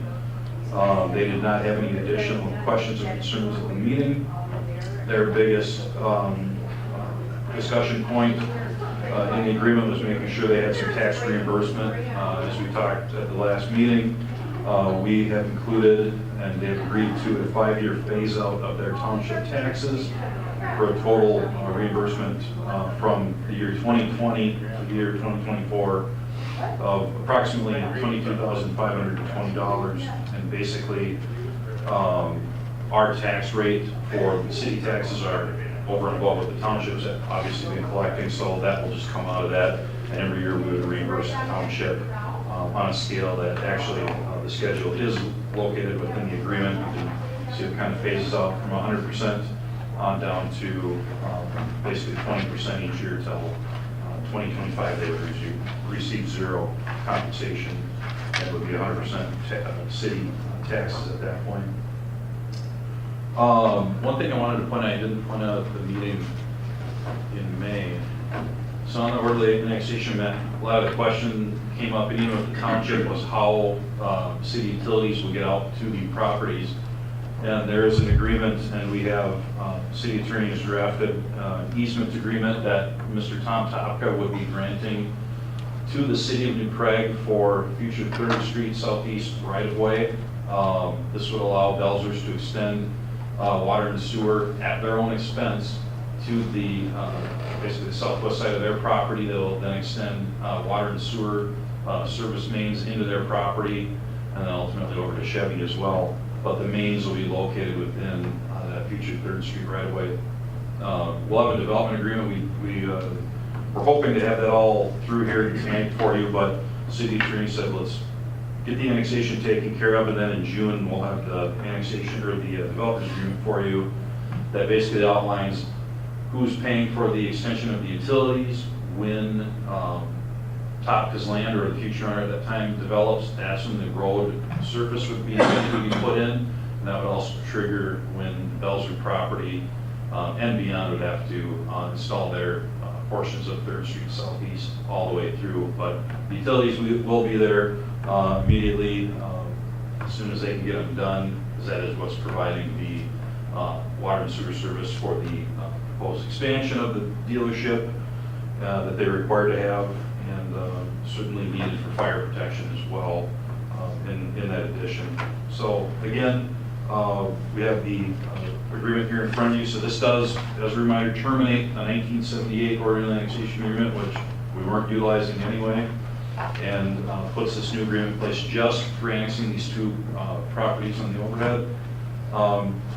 My intention would be to continue to talk to the township and hopefully get a larger agreement back in place to cover kind of our growth area within the township, in Lanesburgh Township. And then hopefully use it as a model for a new orderly annexation hearing for Atlantic Township as well. But I got to take some baby steps here, but I think we have a good working relationship with them and the township's attorney, who happens to be the same attorney for Helena Township as well. So I think we made good progress, and I think we'll have a good working relationship going forward. So getting the services out there now, it's just going to be a matter of moving dirt and getting pipeline into that area. There's not going to be any curb or any... No curb, no roadway base or anything at this point. There will obviously be some locating elements, so we know where the pipe is located under the ground. So if we need to locate something, hopefully no repairs will be needed for a while, but let's say a water main break or a sewer line break, we'll have those abilities to locate that, and we'd have some identifier on the ground through that area. But it will continue to be effectively farmed until Mr. Top decides to sell or develop it. So. Can you mention in your memo that it's very similar to the version that we looked at before? What were the material difference changes? From basically, the one item that was probably the biggest one, if you go to page 5 of the order of annexation agreement, at the very top of that page, item C under litigation, that had read previously, I think in the version you had, that it would go to binding arbitration. We did not want binding arbitration because that ends up being potentially a lose-lose for the township and the city, because neither of us end up with any control in that arbitrator in any final decision. And there's really not much to arbitrate here. It's cut and dried. Township's agreement, we annex this, we annex it. End of story. But we didn't like that language for future agreements. So item C was changed. And, number 19 was an item that the township wanted added at the request of Mr. Topka. Just wanted to note that he didn't want his property annexed. This agreement does not cover Mr. Topka's property, but they wanted this paragraph added that he wasn't being annexed. It means basically absolutely nothing in legal terms. It's just clarifying again that Mr. Topka's property is not included in this, but if we want to annex it, we can still do so by state statute, should we want to do that, or if the township would. So, kind of throwaway language, but it made him feel better. Thanks for asking the question, Bruce. I had the same question. We wanted it removed initially, but we ultimately determined that there's absolutely no legal obligation there, and not necessary to have it, but it didn't hurt it. The last sentence of the paragraph really, even though the first sentence says what it does, is the last sentence essentially contradicts it. If that makes any sense to you. And we have not historically just annexed property and annexed it. It's on the request of property owners. So we don't have to disinvolve it, just keeping, or putting it in this resolution will just disavow the old resolution? The old one that we have in place from 1978 Yep. will be no more.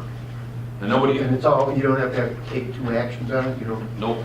So once we file this with the state, they'll basically take that agreement that was on the shelf since 1978 at the state, and they will declare that null and void.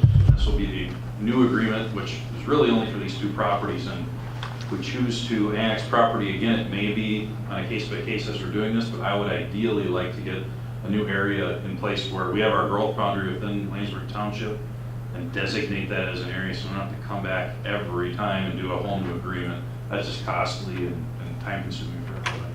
2019-1, is that the old resolution number or the new one?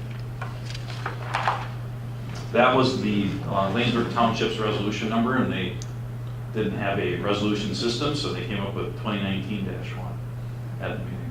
Okay. We'll have our own. We'll put it in there if we approve it. Okay. Anyone have any other questions? This was a big step between Mr. Topka and Belzers to arrive at consensus decision-making to survey and to dedicate to the city this right away in order to make this happen. A lot of discussion and consternation back and forth because, as was stated by Mr. Topka, he wasn't interested in development. He didn't want to undertake any activities really associated with that. But yet he still is community-minded and wanting to make sure that the auto dealerships and the business and the employees and the tax base is able to continually operate in the city. So it was critical that a decision was arrived at that enabled water and sewer to get to the Belzer property so that they can bring that into the dealership. And so he played a big role in making that happen. While at the same time, the end result is that he can now connect to that, or his estate can at some future point in time for development of property, or if he sells it to the property to the south and some of what he has to the north there as well. So those utilities going in with the mainline water and sewer open up that whole entire section for development.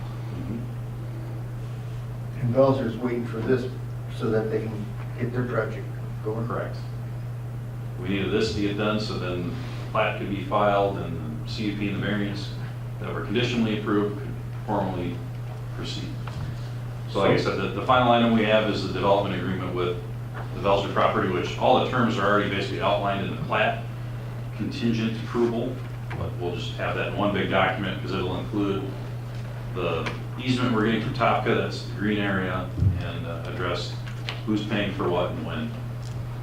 So after this is approved, what steps then? Does that go to state to get So we it? file it with the state of Minnesota. They will put it on their monthly agenda to get filed. Basically, since it's a joint resolution, there's no contesting from anybody.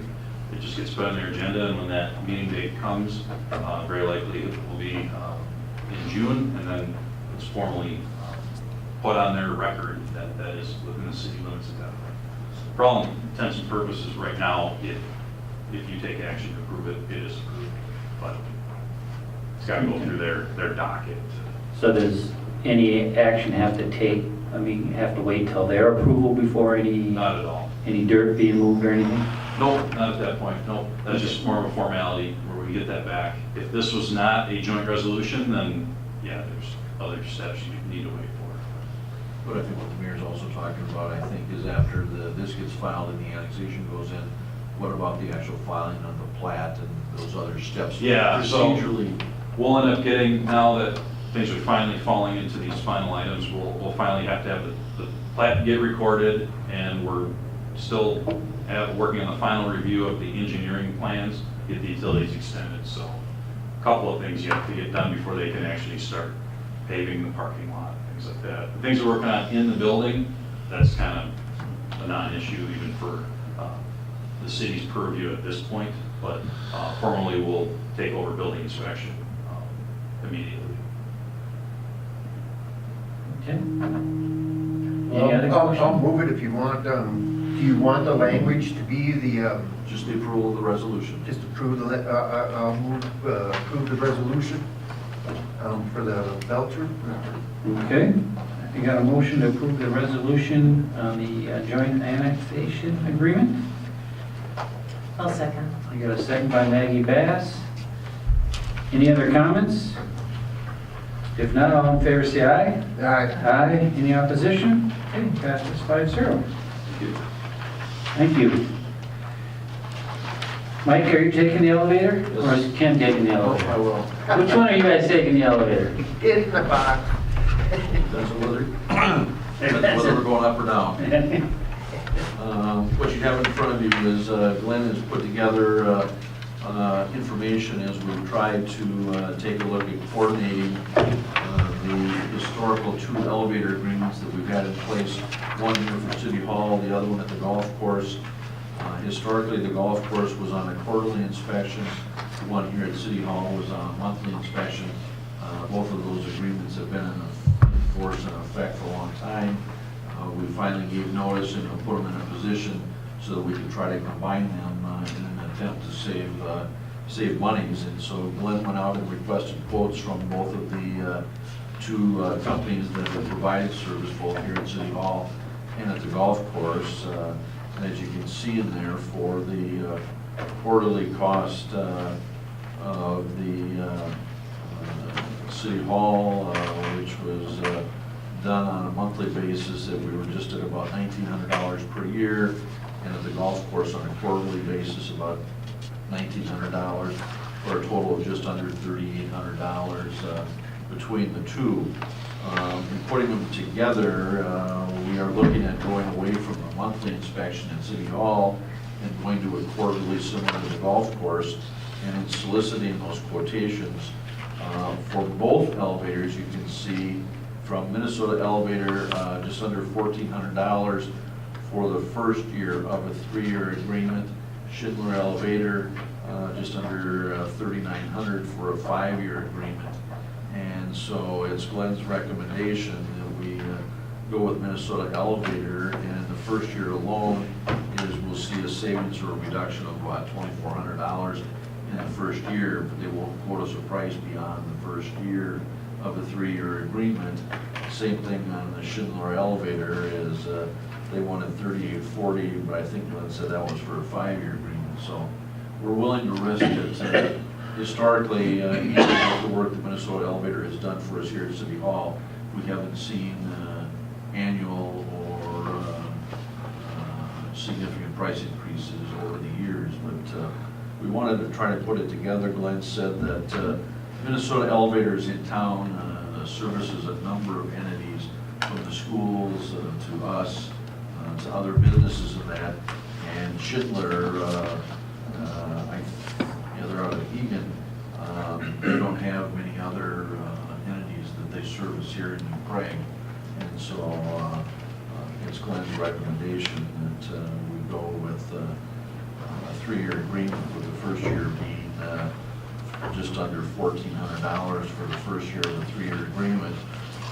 As you can see, with the savings of what we incur there, we still have a long ways to go to catch up to what we're paying for both contracts at the present time. So that amount would be quarterly, but it would be for both, and so the cost you see would be divided by 2 at about $700 a year, at least in the first year, compared to what we're paying at $1,900 per year now.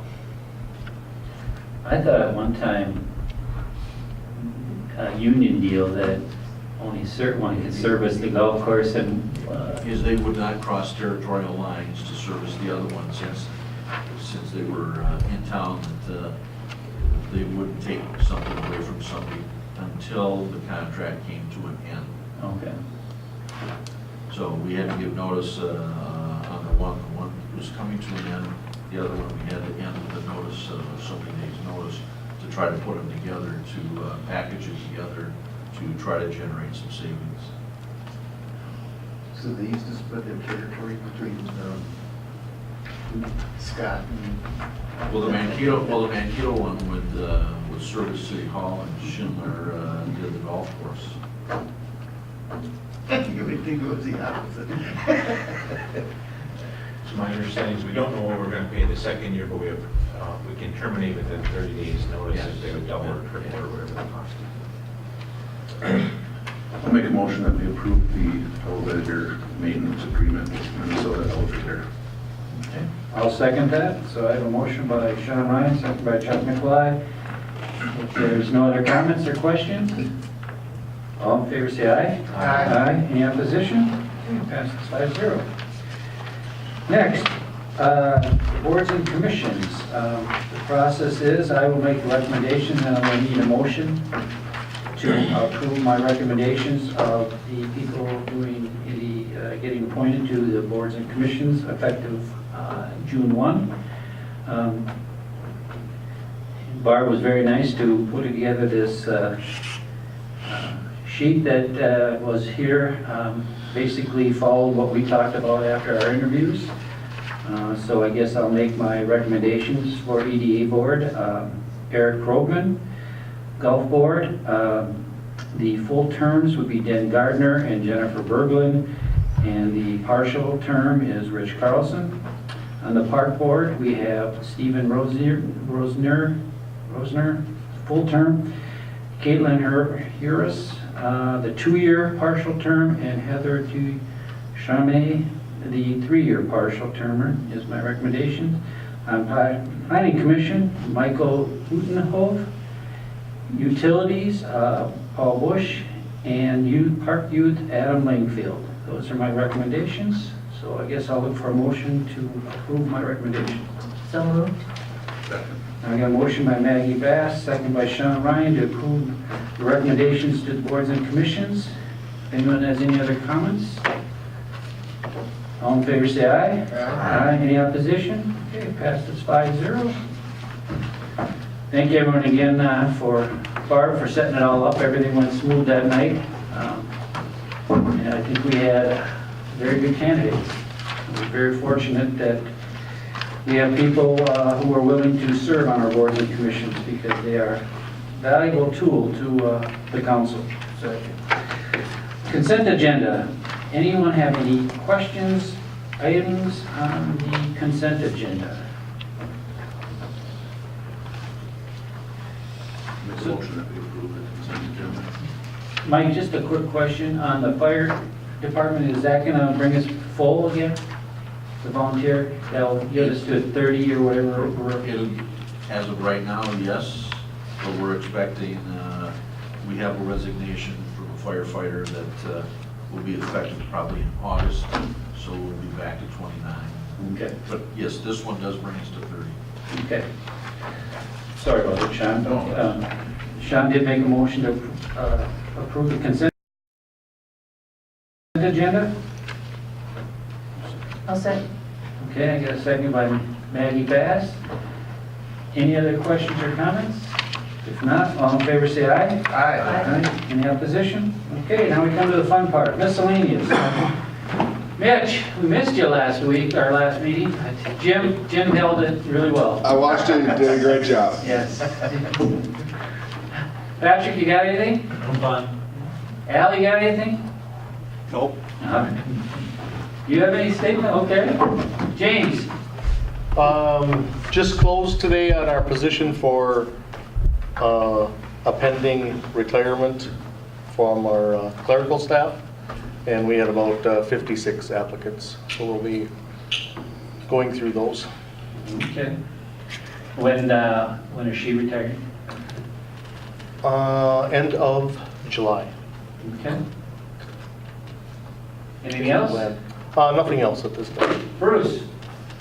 CIP projects are in full swing. As you guys can probably tell, everything's kind of tore up around town. We had a lot of utility moves, so that's kind of what's happening in that 12 and Columbus area. So you see a lot going on there, but not a lot of big surprises so far, and so it's going good. And I got an update today that our substation transformer is completed final testing in Washington, Missouri, and should be here the first week of June. So kind of all hands on deck for that coming up. So is that a couple weeks behind schedule? Or? It is. Yeah. It's gotten pushed twice now on us. So we're kind of getting into the worry season a little bit in regards to heating. And so hopefully it all works out. You can get staff to install as soon as you... Yeah, we actually had conference calls today to line all that up. So not only our contractors, but theirs too, that they're setup crews. So met with crane service people today. So it's hopefully all set up. One other question for you over there behind Wells Fargo, there in the alleyway, you know, as you're leaving the drive-through, there's a light pole right there outside the garden, I think it is. Yeah, there's a garden right there. That light, I had a complaint that light either doesn't work or somebody just worked on it and it's not working correctly, but I guess it was dark around 4 this morning. Okay. Mayor, before you leave, Bruce, and 37, Bruce, could you briefly talk about what we're going to be doing for lighting on the 37 project coming up Columbus? Just quickly, roundabouts require a lot of lighting just for the safety of them and for pedestrians crossing through roundabouts. So there'll be quite a bit of lighting on both roundabouts, and then per discussion of the council earlier this year in regards to kind of safety concerns and being a main corridor from Columbus along 37 back to Main or 10th Street there. That's all gonna be relit also. So it'll be all on the north side, nice LED down lighting, and it's laid out. We've worked with SEH and then our lighting crews that we work with. And then my staff is installing, and we have quite a bit of that in already. So. Okay. What about this annexation? Are you, is it your department or is it a lot of, or both yours and Glenn's? As far as the annexation out to Belzers, you mean? Yeah. So jointly, obviously, I got the water, and Glenn's been dealing with the sewer, and it's finally, it's actually, the way it's landed up here, per Ken's, what he told us tonight, it's laid out exactly the way we wanted it to be finally. So it lays out very well to position the city for future growth. We're not putting in water main along the highway, and so that would be more or less a throwaway product and only serve the Belzers. So now it'll serve that whole area and sets the city up very well for future growth there. It is also my intent to take over the electric services to both Belzer properties, but due to the workloads of this construction season, we won't get pushed out there this year, so I'll probably put that into a 2020 project for the electric department. So, but yes, it's our intent to serve the electric out there also. And because of that agreement, we just signed, was it last year, that we can do that orderly? Yeah, we have a 10-year window through that to work in those same parameters, so okay. Work out there. Good. And if you recall from the plans, all that lighting in the parking lot, Bruce likes that. I just got one other question for you, because Glenn isn't here. Was there any more follow-up on the drain field for the septic in the city for the sewage? We were getting problems with the PDCB meeting. On which property? No, any property on the city drain field for the sewage. The water treatment I facility? mean, replacing The storage tanks. We were having problems with the PVC getting eaten away. yeah. Drain field for the We're corrugated working with PVC. Bolton and Mencken that they've looked at various solutions. They still haven't figured out exactly what the final material is that they want to replace it with, but they've been looking at that with Bolton and Mencken. And thank you, because I thought about it during budgeting that some of them might get eaten up. Because what was it was 8 years ago, and it was $800,000 for that field or I think something we're like that? expecting this project, I think, is about $600,000. Unless it's stainless steel, and then we'll plop $1 million down at least. Okay. All right, thank you. Anything else, Bruce? Okay. Ken? I don't think I have anything more. Okay, Michael? The only one I have is, since Glenn's not here, is you should be getting weekly updates, hopefully electronically, on the construction project. Yep. I see everybody nodding. Bruce, you probably haven't seen yours. I have. I wasn't able to open it, so I had to forward it to myself and open it. Did you open it the webpage? That's what I just double clicked. I'm having the same problems with Jim's report, so it's. Sometimes you have to Something in the, open something in the webpage. city's, Yeah, it's PDFs that are, Can't open PDFs. yeah, on your city email, correct? on the city email, there's Yeah. some setting or something, I can't I don't find know a what the setting. deal is, yeah, we'll look into that. It opens under Notepad instead of, Yep, exactly what it is. yeah, and I emailed Julie, and I know it's not her issue because I was able to open it on my personal. So it's something with the cities. Yeah, it's not a big deal. Who is it, Bill? Is the guy that's the techie? Yeah, My techie will call Bill, and we'll get it figured out. Anyway, that's our way of trying to communicate. We had our first project meeting this last Thursday. I think we had one resident show up and ask some questions and to be part of that. But we're hoping if any of the residents hear this and see that, is to get their email sent to Julie as the information has been sent out, so they can get on the email list and get updated on a weekly basis. The work you've seen on the road right now on former County Road 37 east of Columbus is that will pretty much sit in a gravel state here for a number of weeks until they get to the point that they're ready to actually start paving, which won't be until after school gets out. But in that is they'll come back and then they'll remove a certain amount of the gravel in that, and they're going to be putting in 5 inches of asphalt in 2 different lifts when they get ready to do that. And again, they won't be doing any of the paving until all the curb work and the storm sewer drains and all that are taken care of. So you'll see it continue in its current state as it exists, and probably not get any better than what it is at the present time. And then we're doing that Texas That's on the city overlay, nothing on the county road. Not on 37. No, that's only on the city streets. Okay. Thank God, I think that's more expensive. It is, but it's, that version in this project right now isn't timely. That goes down the road that might have to occur. And then the other piece that we'll include in the bonding, as we're looking at finalizing all the project costs to get ready to do that, is that we typically come back a year after the new asphalt's put in. And if you remember, we seal coat that to retain that surface, so we'll be putting money in the overall budget to do a portion of the road work on 37, probably in 2021, and then in 2020, when Glenn does the seal coating, we'll seal coat all the street overlays that we're doing this year as well.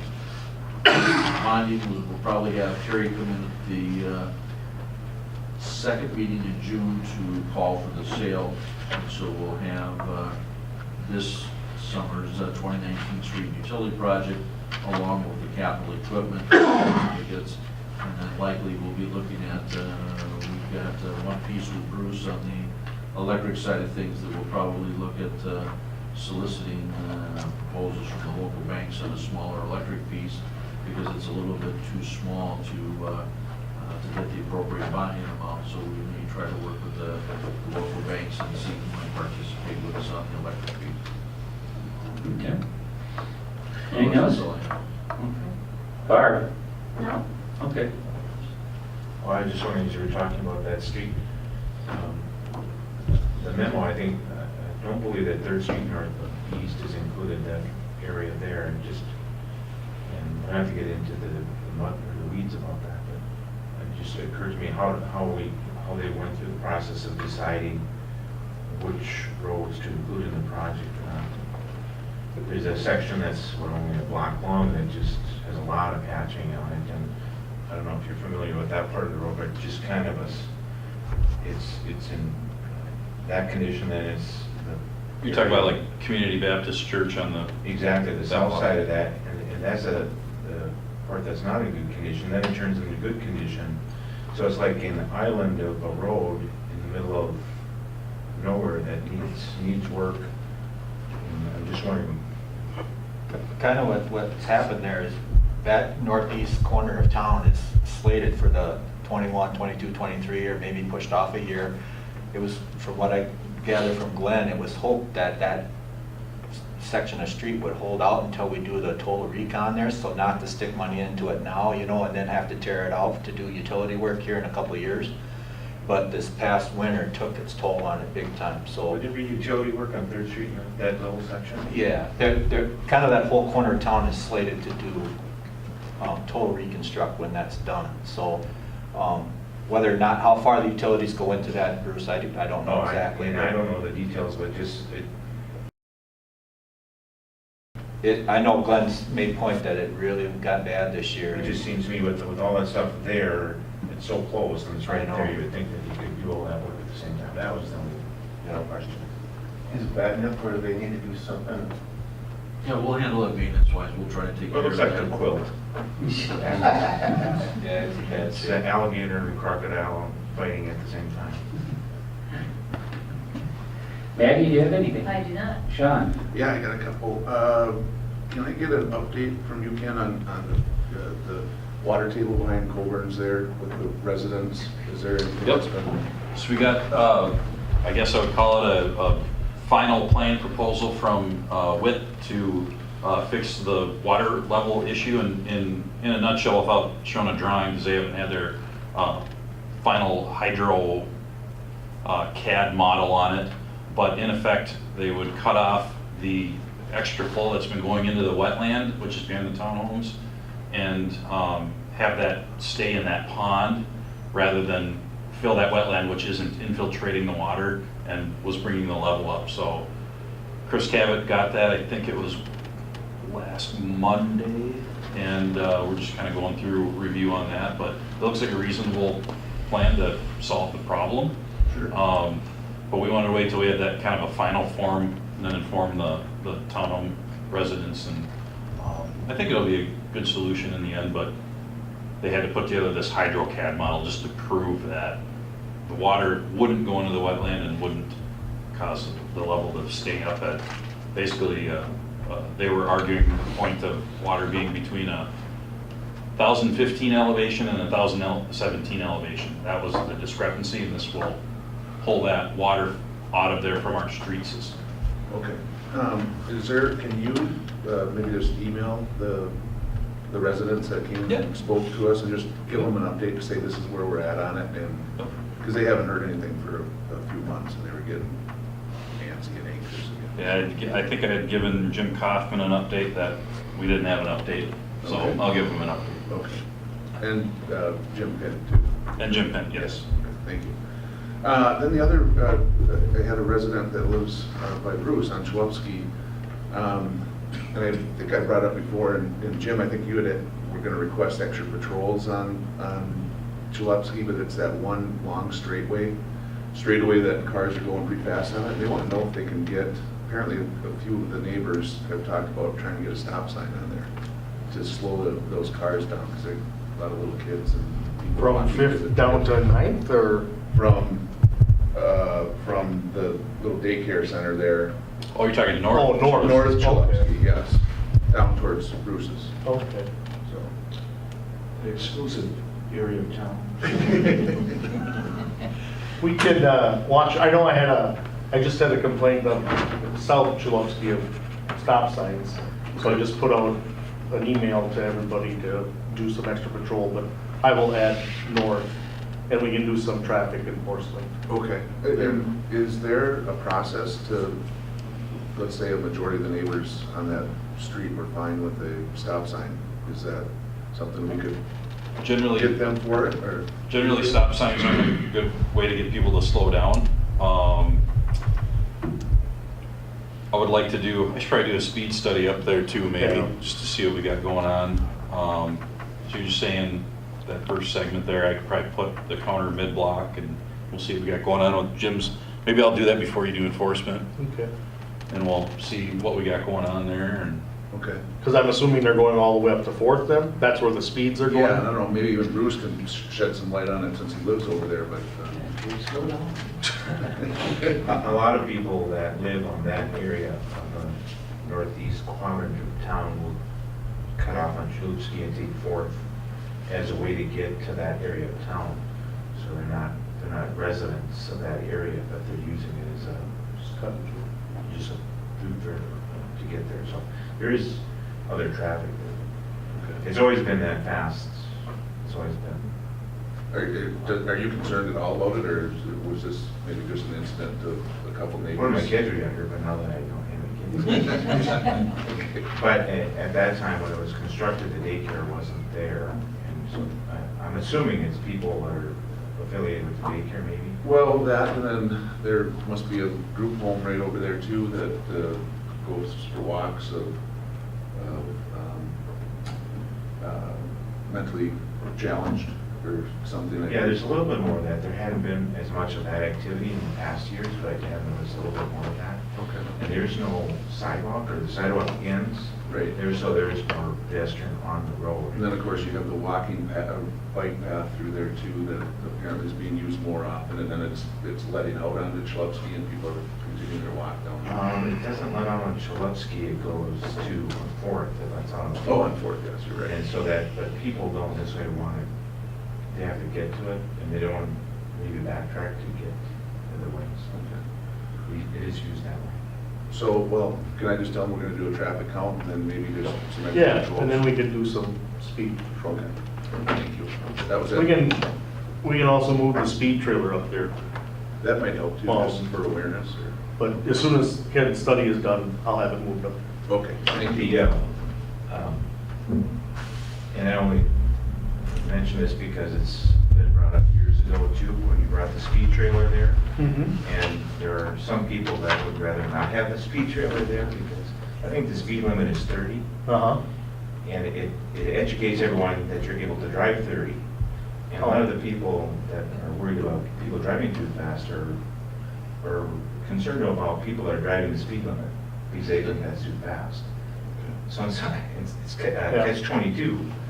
because which some people are really wanting is a much slower speed, but it's not the speed. Which is the reason that it's good to do the speed study that Ken's talking about, because what we typically hear is a reaction that the speed is a lot lower than what people's perception that it is.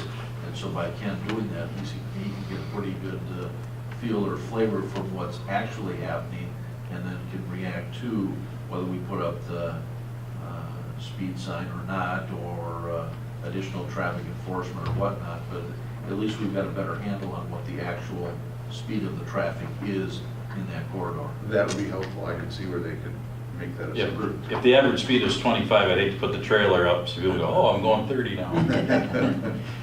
Yeah, my neighbor's deputy sheriff, so it does sometimes have a way of people driving faster. And I don't think people understand. Yeah, No, I think the trail. that makes sense. I just wanted to bring it up, but I think the first step is the study.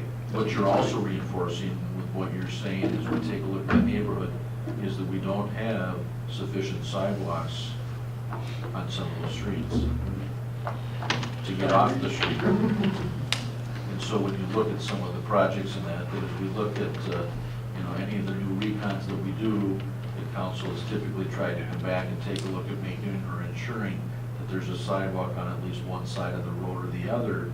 And it's for the very reason you're talking about. If not, you're stuck out on the road, and then you have a conflict between pedestrian movement and traffic. And not all of those subdivisions had sidewalks that went in with them originally. Right, and so you had a development from Big Credible way back when that didn't anticipate a group home being put there or a daycare. And those things weren't thought of when happening. Now that Ken's working for the city, that wouldn't have happened, I'm sure.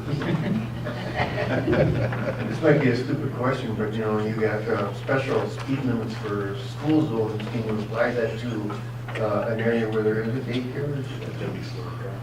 No, I think Jim, can you answer? I was just saying, there is special speed limits for school areas, Yeah. I'm just wondering if that could apply to something like daycare. It can. You can, as a council, you could say, we want that speed to be 20 miles an hour. You would have to put signage and make sure it's signed appropriately. And according to the state guidelines, if you start to lower the speed more than traffic goes, they're just gonna keep driving that speed, the old speed. Then it would be considered speed traffic. Yeah. But the speed limit right now in residential neighborhoods is governed under state statute as far as... If it is unmarked, then it is at 30 miles per hour. But if you choose to sign it lower, you can do that. Well, let's see what the speed study says Yeah. first. And then Mike is right, though. A lot of complaints we get, oh, they're going 50 miles an hour. No, they're going 28 miles an hour. They are accelerating, coming off the corner, and what you're hearing and what you're seeing is not really what's going on. Okay. And that could be the case. But thank you. I only got one thing and we can get out of here. I just want to compliment the utility workers and stuff like that. I was out, I've been checking the county road project, and the staff was out there. I was out there at 8 o'clock and they were already working. So I was just going to say good job. Thank you.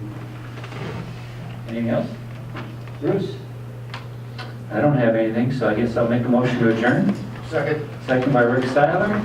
There's no other comments? Oh, Mayor, did we have, Mr. Wash is with the committee, I don't know, we have, just wanted to acknowledge in case there was something. I had nothing to do tonight, so I thought. Yeah, I acknowledge your Mike. Yes. And I acknowledge Al. Yeah. Read the minutes. You're on the committee for the... Okay, I've got a motion by myself, second by Rick. All in favor of German, say aye. Aye. We're out of here. Thank you, everyone.